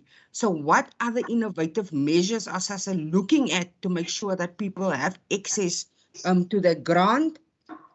And then I already spoke in terms of the appeal process. That is my input for now. Thank you, Chair. Thank you, Honourable Member. Gentlemen.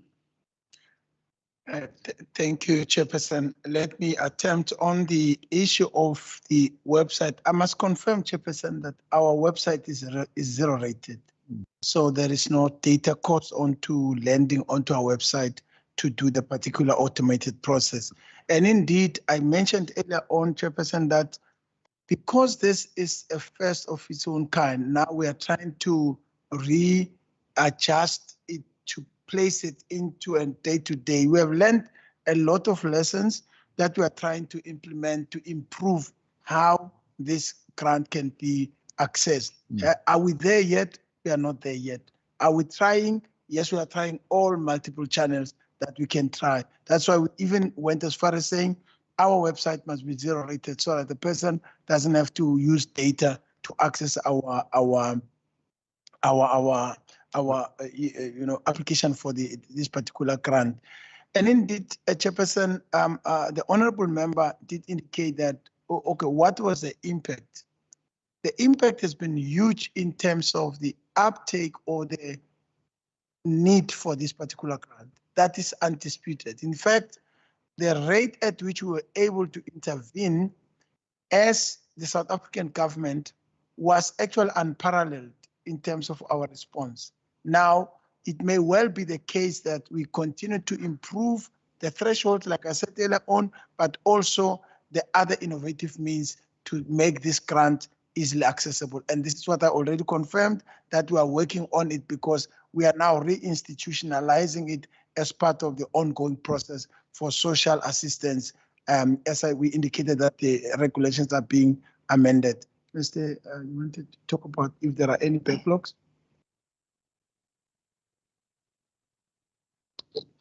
Yes, thank you, honorable member.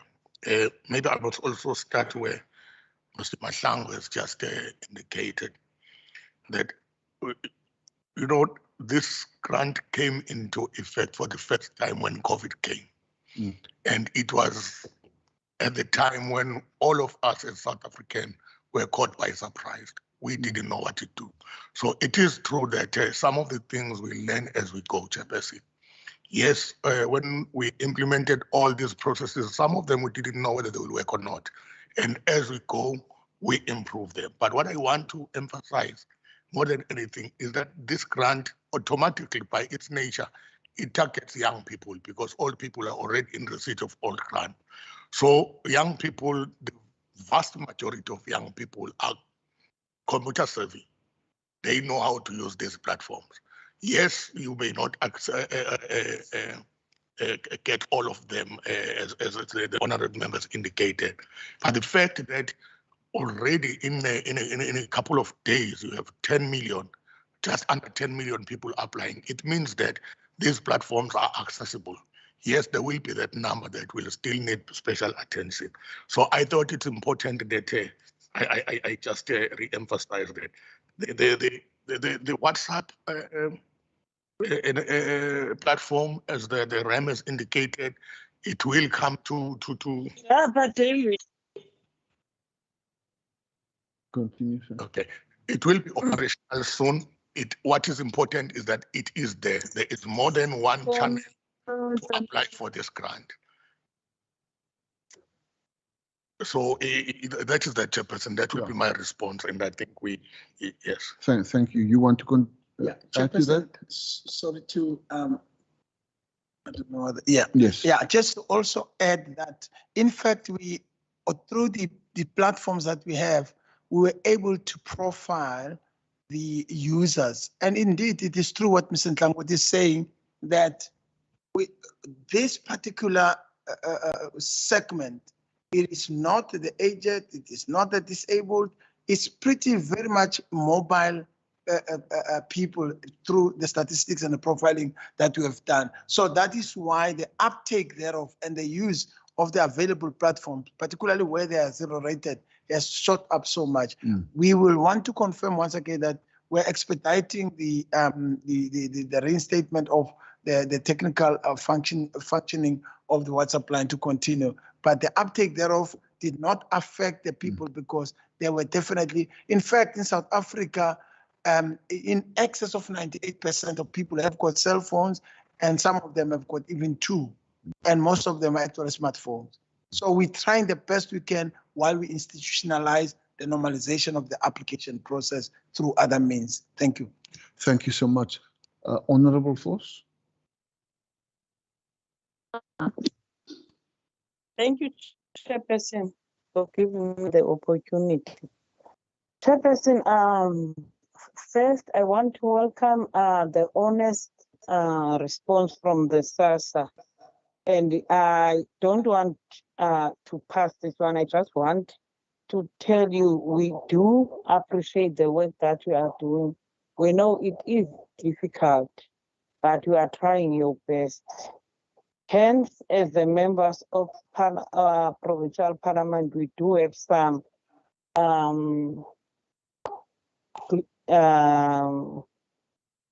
questions against or about the services that you are rendering.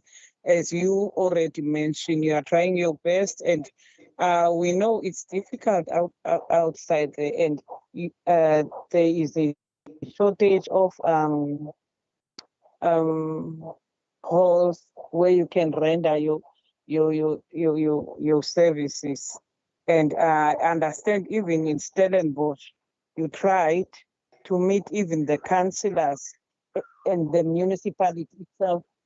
They don't give you their halls so that you can perform your duties. But we will discuss that as a committee. But I'm worried that actually I want to ask if did you made aware of the option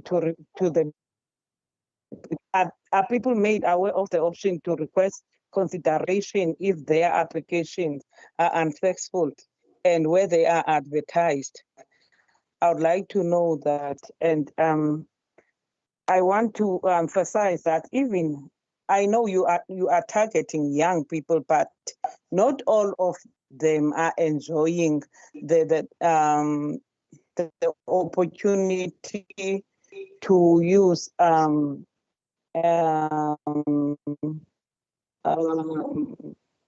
do you call technologies, more especially in the rural areas. Our young kids are struggling a lot, and I would like to know if you can furnish with a breakdown of this number, race, gender, and nationality, according to the assessment conducted during application for the former COVID-19 grant. And I would like to know how many beneficiaries are likely to miss out due to the new income threshold, and what is the number of beneficiaries from the Western Cape after the new actuals. You already the last one you already answered. Yeah, let me pause there. Thank you very much, Chairperson. Thank you, Honourable Member. Gentlemen. Thank you very much, Chairperson, and thanks to the Honourable Member for the acknowledgement that things are not as easy as they look and appear, and the fact that there is commitment for support in whatever endeavor that we are trying to do to extend this social relief mechanisms to the people that deserve it and mostly need it. Chairperson, I just want to indicate that the question includes some comment, but I think we can give statistics in a way of written response to say what is the profile outcome. We can provide that in terms of gender, in terms of nationality. In fact, we have that statistics. But for the current round, which started the 22nd, probably let's give it a month and then aggregate it, and we can always communicate with the committee if that will assist. Thank you, Chairperson. Yeah. You concur with that? Yeah. I think that is good. We would love that background information as requested by Honourable Bauke Vos. Let me, before we round up, I believe there's another set of maybe remarks, stroke questions. Let's start with Honourable Van Vogel first. Thank you, Chairperson. Chair, mine is on the applications. My understanding from my office is that one phone can only take 5 applications. So is there, as it was mentioned previously, not all of us do, of all our people do have phones. And especially those your clients. So now we are trying, as mentioned with the introduction, the Chairperson mentioned, we are not here to fight or look at loopholes, but we are also here to see how can we assist to give our people the best service that they deserve. So I just want to to ask if it is possible that you can look at that process in terms of 5 applications per form, because that's a problem that my office is sitting with. Then in terms of the turnaround time, I just want to know, let's say if a person applied today and everything is 100%, the person comply in terms of the regulations of requirements, how long does it take for him to get his grant? And I think you mentioned that there's no turnaround time in terms of appeals, but I really want you to look at that, because what is happening, you know, there's this fight. I think 3 weeks back, I was called and come and it's like, and people are saying it's the politicians are sending you there. I have to intervene because people want to beat up the post office people. We have to call in the police. So that's the issues that we are dealing as politicians in our different areas. So I just want to check in terms of that turnaround time, and then with appeals. If I know with the UIF you have appeals with 19 days, some is 30 days, you know. So if you also can look into to that. Thank you so much, Chair. You also.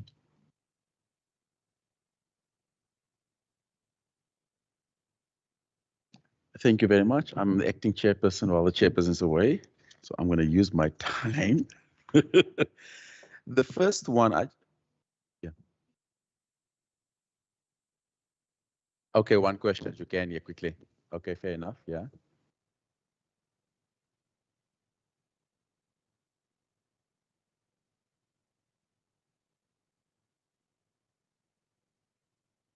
I just want to check with the department in terms of, do they have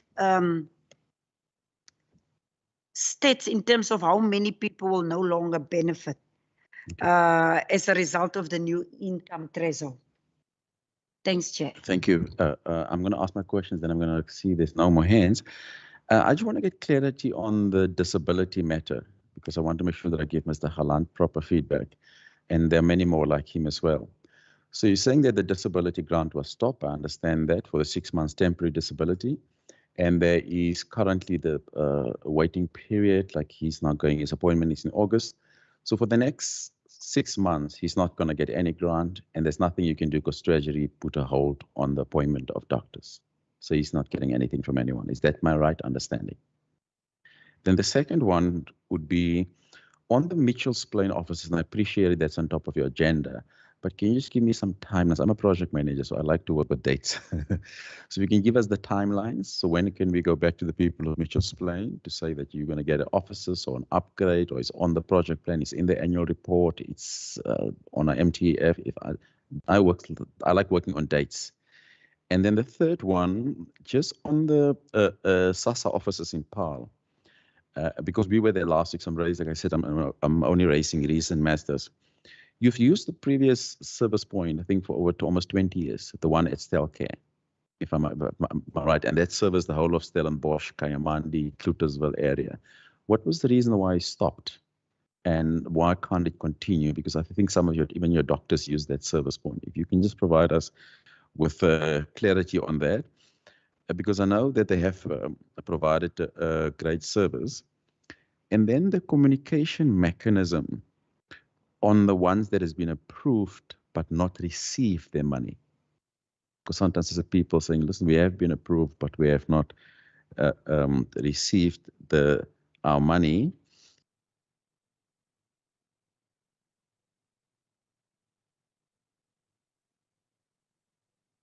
Just want to get my notes out here because my laptop is not there.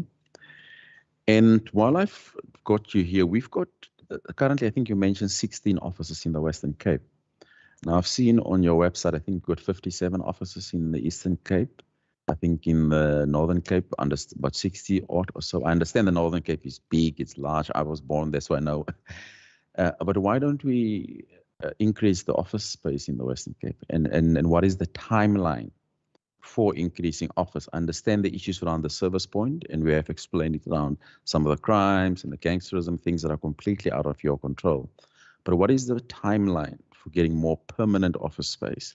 Because comparatively to some of our sister provinces, we are 1/3 of what they're having. The Northern Cape, one can understand, they're a vast province. Somebody can't drive from Daar to Kuruman every day to service it.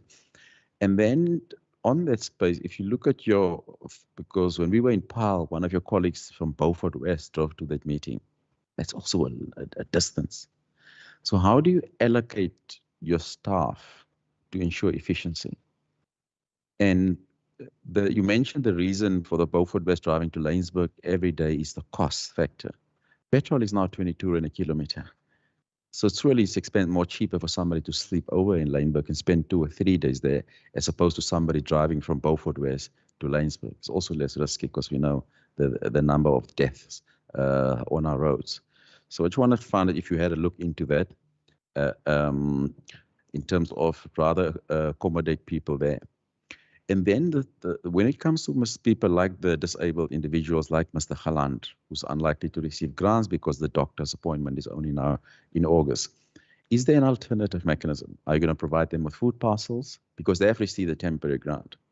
And visually, you can see both his legs have been cut off, so it doesn't need a doctor to tell you that the man is disabled. So is there an additional process that you can take to assist more people like Mr. Galand, who can't even leave their homes because a taxi fare is 15 Rand or 20 Rand. If you go into a physical taxis, more because he's taking out him and his wheelchairs, double the price, some of the taxis charge. So whereas visually you can see that the individual is disabled, has the department perhaps considered looking at the policy framework and say, this guy was at our office, our officers went out to his house, we can see Ricardo does not have legs. He's unable to work, he doesn't have legs and arms. Is there additional process, whether it's with the food parcels or additional relief, whilst you wait for the doctors and National Treasury to sort out their matters for you to provide assistance on that? I'll leave that round now. Thank you. Let me start also. Thank you, Chairperson. I think, Chairperson, we will take the others as input and comments, whereby we will have to relook at our permutations for service delivery. But let me try and be specific with regard to Mitchell's Plain. Because we do not own the office space, there has been a process to request what modifications can be done on the premises. And in certain instances where we need to procure for office accommodation in particular, we are reliant very much on the National Department of Public Works for office space accommodation, including if now we have to amend the current contract with the landlord to do, and there was one specific one, I can't remember the exact place, whereby we wanted just to erect some shelter and so on, but the landlord was not necessarily agreeable to that for a reason or the other. So we have to have a lengthy process of negotiations and so on. Now, Chairperson, with regard to two things that can happen in Mitchell's Plain, the two, I think it was 2 or 3 sites that were closed, or mobile sites or mobile services that were closed around the area. It was just because of the social ills that we spoke to. But I think what we needed to do was to look at how quickly can we procure additional space so that we can flex the people to alternative. Now, the timelines that you're talking about is very difficult to provide now. Perhaps what we need to do, we can respond once we have had certainty about the agreement in terms of what can be done physically on the current landlord side, but 2, the other procurement requests for additional facility around the area. It has not been easy in the Western Cape to procure office space. I can give an example with Khayelitsha and Gugulethu. I think we have gone 3 times to market via National Department of Public Works to procure an office space, and we thrown blank at all time. One last one was almost in the back, but I think there were non-compliance issues here and there, and it fell flat. So, Chairperson, let's look at how we can redo the communication and negotiations with the landlord with regard to what can be erected on the premises, and how long will that take? And we can provide that in return as status feedback to the committee. And then Mr. Ntangoti will talk about why the other service point was closed around PAL. With regard to the communication on the approved and not received, we constantly use SMS communication or the channel through which they applied to feedback, and they, as he indicated earlier on in the presentation, they can check their status. Ordinarily, this grant also is going to be a monthly grant, but there's a turnaround time. A month is a cycle, in other words. It can be a month to the 15th, a month to the 20th, a month, and so on and so on. So we're trying to space it out so that we don't clog the system, but it is a monthly grant payment that is going to be effected even for this particular current grant. Lastly, just to also indicate that, and Mr. Ntangoti will also look at the alternative issue on the disabled person there. Just to put on record as well that we do take, advice and comments and suggestions with regard to particularly what can be made available and by who. And where it relates to the local government, it is slightly easier from procurement process point of view. But where we have to go to the open market, like I said, in Kaelich and Kukuletu, 3-4 times we have drawn blank. Our current regional office here, we have drawn blank to try and relocate it because of challenges in the building. We are not very much winning. So this one is a provincial issue that we have with regard to office accommodation space. Thank you. Thank you, Aaron. Let me go to the first honorable member. Whether the suggestion of more than 5 people per phone, I think Mr. Masango took it because he is the one responsible for all those platforms. I think he noted it. I saw him writing it. It's something that need to be discussed. I don't know if it's not possible. I think it may be, but I don't want to speak about something that I don't.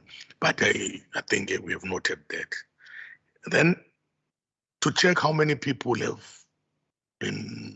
have not benefited after the new criteria, we can look into that and then make it available. I can't answer now because we'll have to go through our data, who was a beneficiary before, and if we reapply, was it rejected or not. We will look to that. It's one of the things that we'll provide to the committee before we meet again. The 6 months assistance of a person who is disabled. In terms of the new policy on SRD, because we don't do food parcels anymore, is that this SRD has been reduced into 3 SRD parts. One is the SRD for a person who has applied and approved and waiting for payment. We issue SRD then. And then it's SRD in the form of disaster. And then the third one will be this. But for a person that we know, we can see that this person is in dire need, like I think visibly sick and what, and it is not his problem that he is unable to maybe we can look into this case and see what the policy allows us to do, and then we look into it specifically. And I know there are many like him, but maybe I will take the name of this one and see what is it that can be, how can it be assisted, so that at least because it is brought to this, we attend to it at least, while we're looking at how to help other people that are of similar nature. Then I had to say, talking about the PAL, I missed you a little bit, the PAL service point, that I did not get the full consent. Thank you. If I can just explain that point. That's on the Stellenbosch Telcare offices. That was the service point, right? You've recently stopped using them as a service point. Yeah. Probably what happened is most service points that we closed before COVID. And then, sorry, when COVID started, we closed them because of staff members and then, like I said earlier on, that it was COVID-related reasons, but there were also service points that were used by the city for other things. Now, in reopening the service points, I may not specifically know the reason for this one, I will check, but in reopening, I know that most of them, it's either they were available but not in compliant with OHS, but some of them were no longer available as we used them before. At this point in time, I know that Poland, which is PAL, is the one district that's got the number of service points that have been opened. Maybe that one is not open yet, but it's one of the of the district that's got number of service points that have been reopened. But I will check on this one, what is actually happening on this one. What is the name of that one, Honourable Member? That's Stelke, but we'll do in the public comment base. Oh, you Yeah, got we that. will. But Chairperson, I appreciate that you'll take on Mr. Galan's case and I'll send the details to you, but there are many more like him. How do one ensure the policy process? Because I can guarantee you he's not only in the Western Cape. Countrywide, there are many more Mr. Galans who's not going to see the doctor for the next 6 months. And once one appreciate National Treasury has put a stop on the procurement, a lot of them are not going to receive any income for the next 6 or 7 months. How can SASSA assist those individuals who are disabled, who are not going to see a doctor for 6 or 7 months because of the backlog or because of the system trends? So I really appreciate that you're going to assist him, but there are many more Mr. Galans out there, not in the Western Cape, in the country, that has the same problem. How can the policy accommodate those Mr. Galans? Thank you. Thank you, Chairperson. I think, Chairperson, the honourable member's concern is very much noted. We will definitely mobilize it through the necessary channels to look at what can be done. I don't want to pontificate now. Thank you, Chairperson. Thank you. I think let's leave that one now. We can make that one part of our recommendations to the entity. I just want to check with the members online, Honourable Force, Honourable Wendy Philander, any follow-ups, any remark? Saturated. Thank you, Chairperson. I'm covered for now. The remaining I will take up with the resolutions during that time. Thank you, Chair. Thank you so much. Honourable Force. Are you covered? Thank you, Chairperson. Now, for your remark, I want to emphasize this thing of Stellenbosch because I'm residing in Stellenbosch. Thank you. Thank you. Thank you. My constituency office is in PAL. I know there is none unutilized because last week the meeting was SASSA sat with the councillors. I know what I'm talking about. And it worries me because people, as we all know, they don't have money to go to PAL.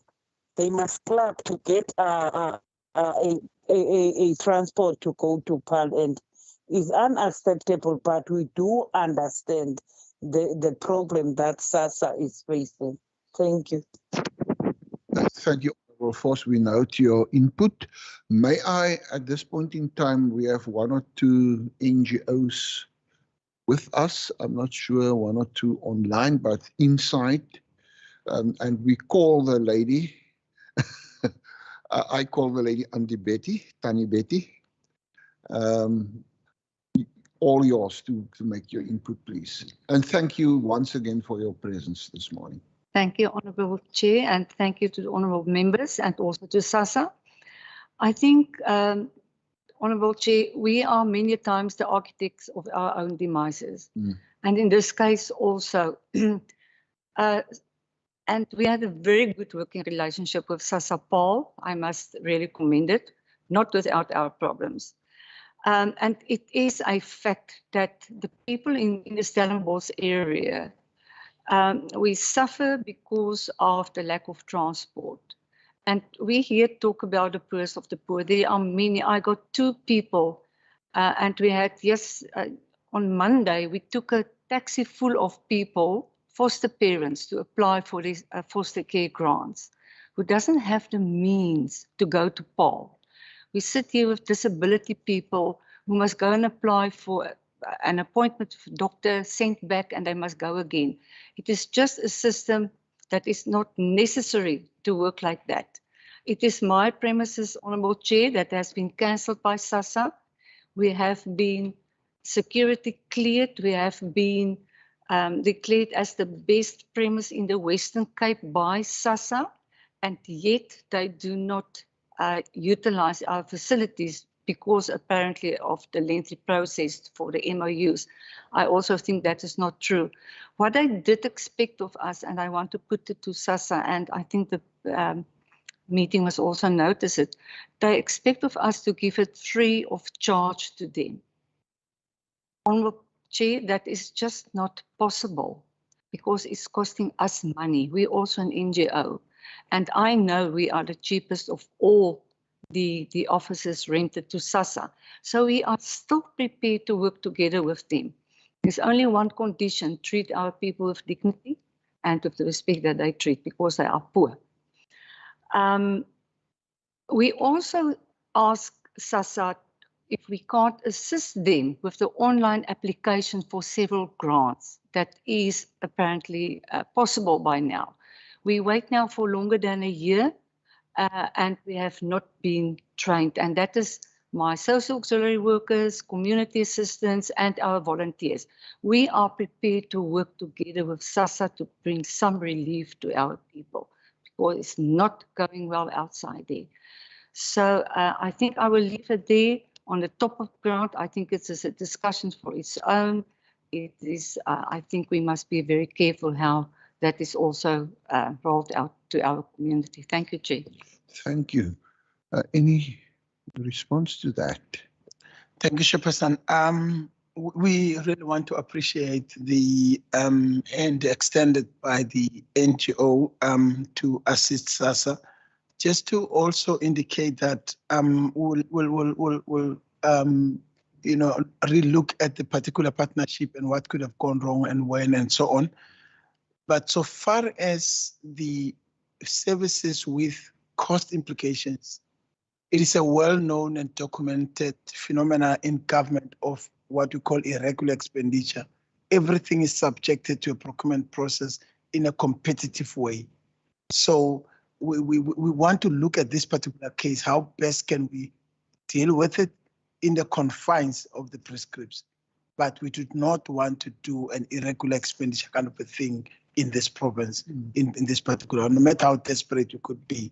But what we want to encourage the NGO to do is to not give up on this partnership. Mr. Ntlangoti will make sure that we convene one more meeting with them just to have a look at it, because this committee cannot be a platform where we can find each other easily. It's better that we reach out. Stellenbosch is just across the road. We can actually make sure that we meet, we look at what is feasible, and where we have met each other, where we couldn't, we'll still feed back to the committee because the matter arose from here. Thank you, Chairperson.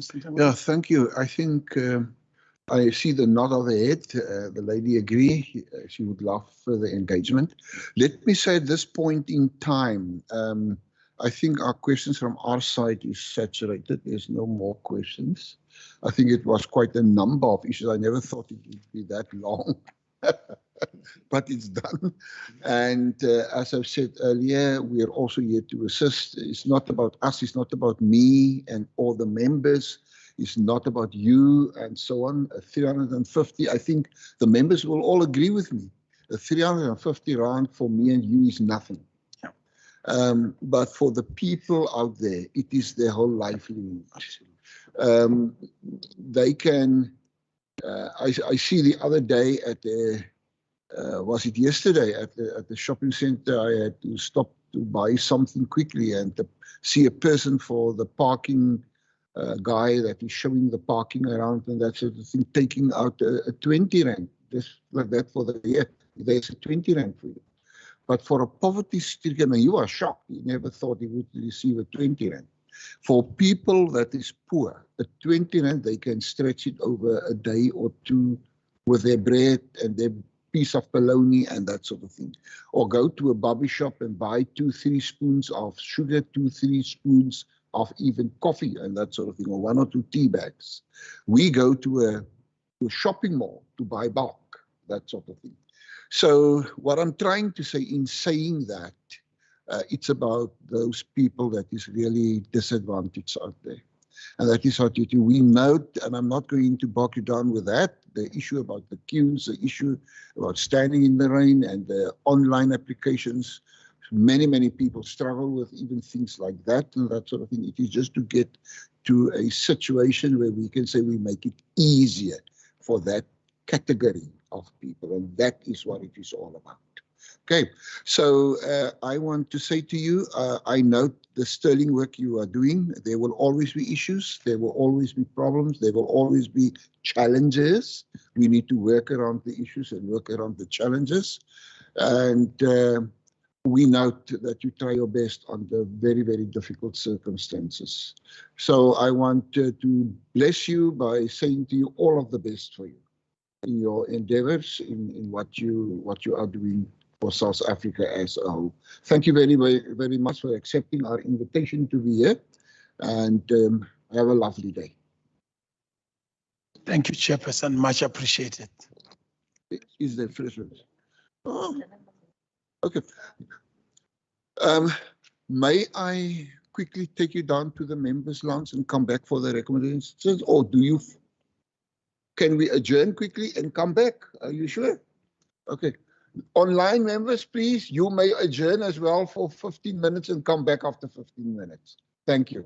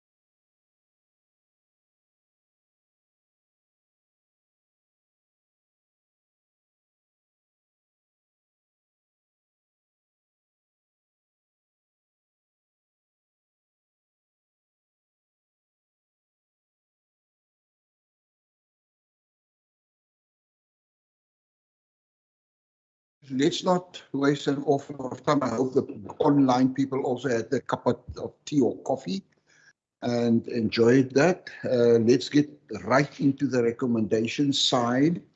Look, I pick up one or two issues, and that doctors' applications that is on hold. I think for me that's a serious issue if we can make that a recommendation. The doctors that must see some of the people. I didn't pick up fully what the role of the doctors will be, but if someone can help me to rephrase that, Ricardo. Can I assist there, Chair, just with a resolution? Sorry. I think what we need to do from our side, Chair, is just to write to SASSA colleagues, not only in the Western Cape and Mr. Abrams nationally, to find out, given the fact that the temporary grants has come to an end for 6 months, obviously, some of them, some will come to an end soon. And the doctors currently are fully booked up to August.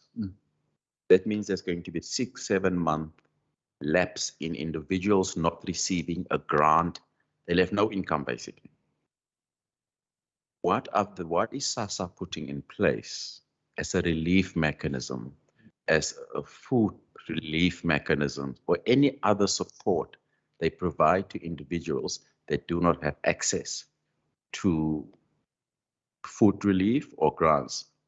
The B part of the question would be a resolution that the committee must write to Treasury to find out, because SASSA has now said Treasury has put a hold on them appointing new doctors. On the contracted doctors. On appointing a hold on the contracted doctors. No, that's correct.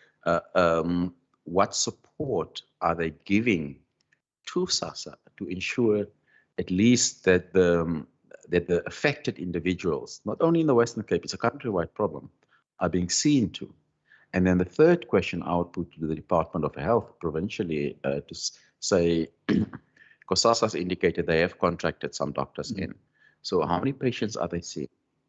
And can they accommodate more patients to ensure people don't wait another 6-7 months for them to be seen? Because their temporary disability lapse, SASSA can't give them more grants until they've seen a doctor.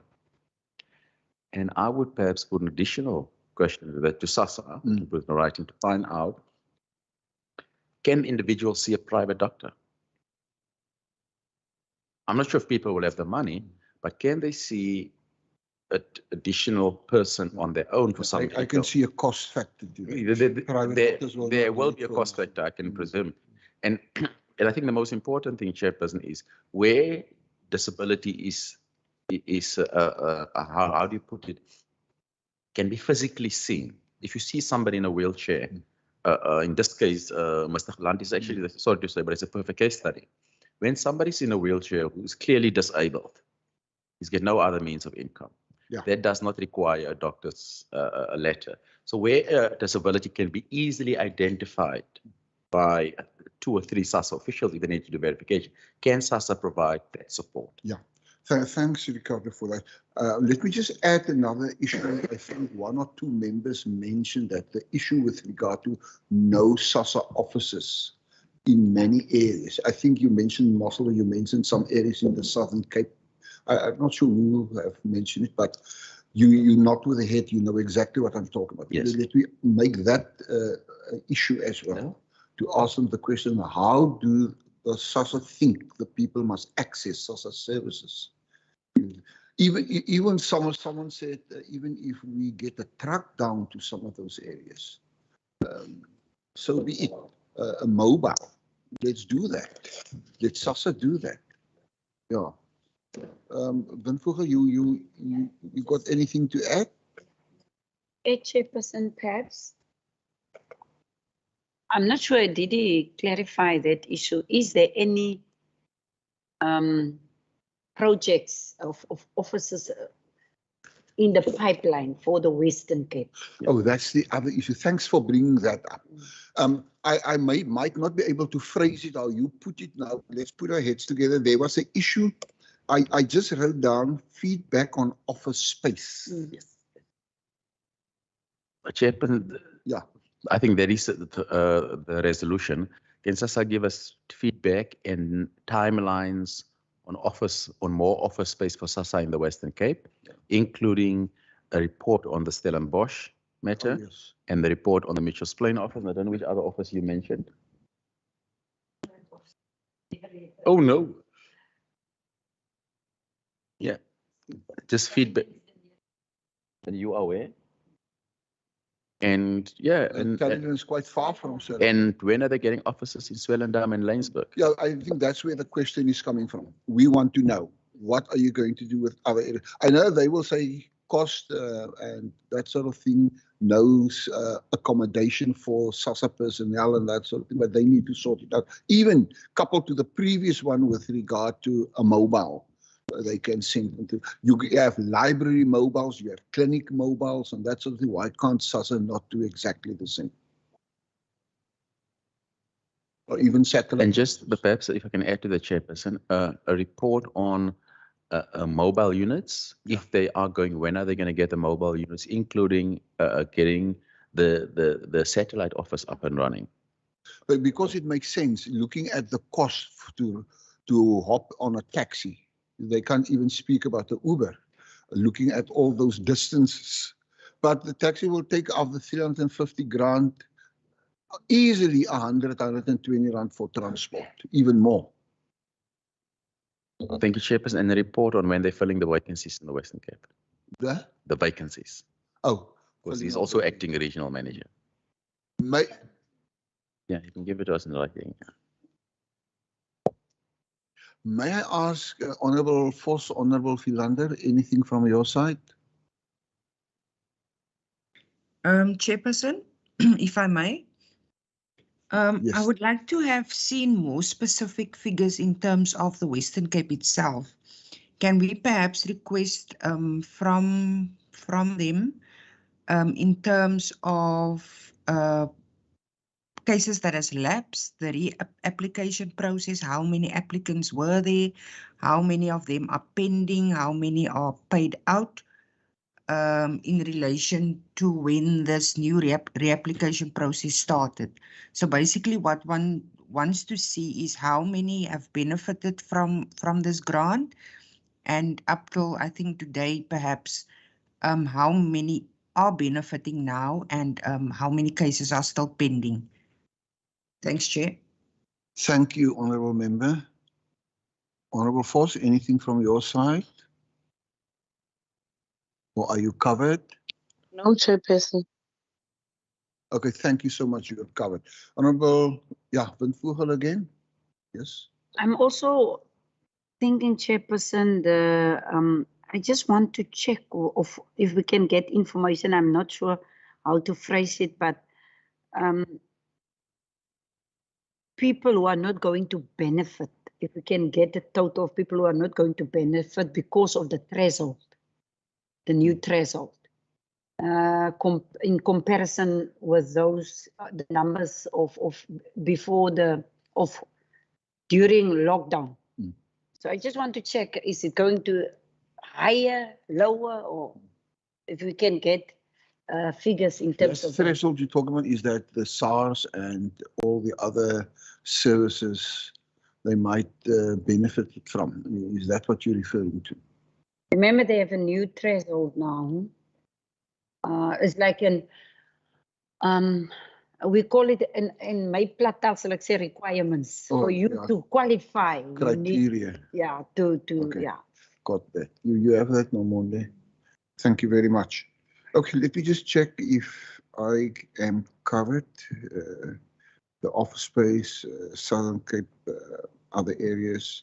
The online application, I think they had given quite good answers regarding that. The applications of doctors on hold, that is covered. And from your side, I think everything is covered as well for now. Okay, I think that is it. I think it was a very, very fruitful, constructive session for us to understand where they come. The one thing they have indeed said is that they can't make final decisions on their own. They yes. need to go back to their masters. yes. So they're in a difficult space regarding that, and one needs to appreciate that. Yeah, they get they act as a result of what they are told by Treasury and other national entities. DG. Yeah. Okay, Win Vogel, lastly from your side? Yeah, it's, I'm not sure, Chair, but is it possible for us to look back on some of our resolutions taken in progress? Because for me, it's like, and we are taking these resolutions and not monitoring if did we have responses or what? If perhaps we can take a day out to look at that. I also want to propose it in our health committee. Perhaps we must do that. If we can do that, Chair. I think it's possible. Yeah. It can't be the same thing over and over, and there is no change, there is no progress, that sort of thing. Okay, guys, honorable members, I think let's call it a day. Enjoy the rest of your day. I think we're done. Thank you. Let's close the session. Chair, we have minutes on the screen. Oh, yes. Sorry, I haven't checked the. I'm too hasta la vista. With regard to the minutes, I studied the minutes. I read through every sentence of the minutes. That is the minutes. I think the 5th of, let me see the date. 5th of, no, it's not 5th of April. Yeah, 5th of April, 2022. I'm happy with the contents of the minutes. If you guys are happy with the contents of the minutes. Wendy, are you okay? I'm satisfied, thank you, Chair. Just in terms of my surname, it's double barrel. Thank you, Chair.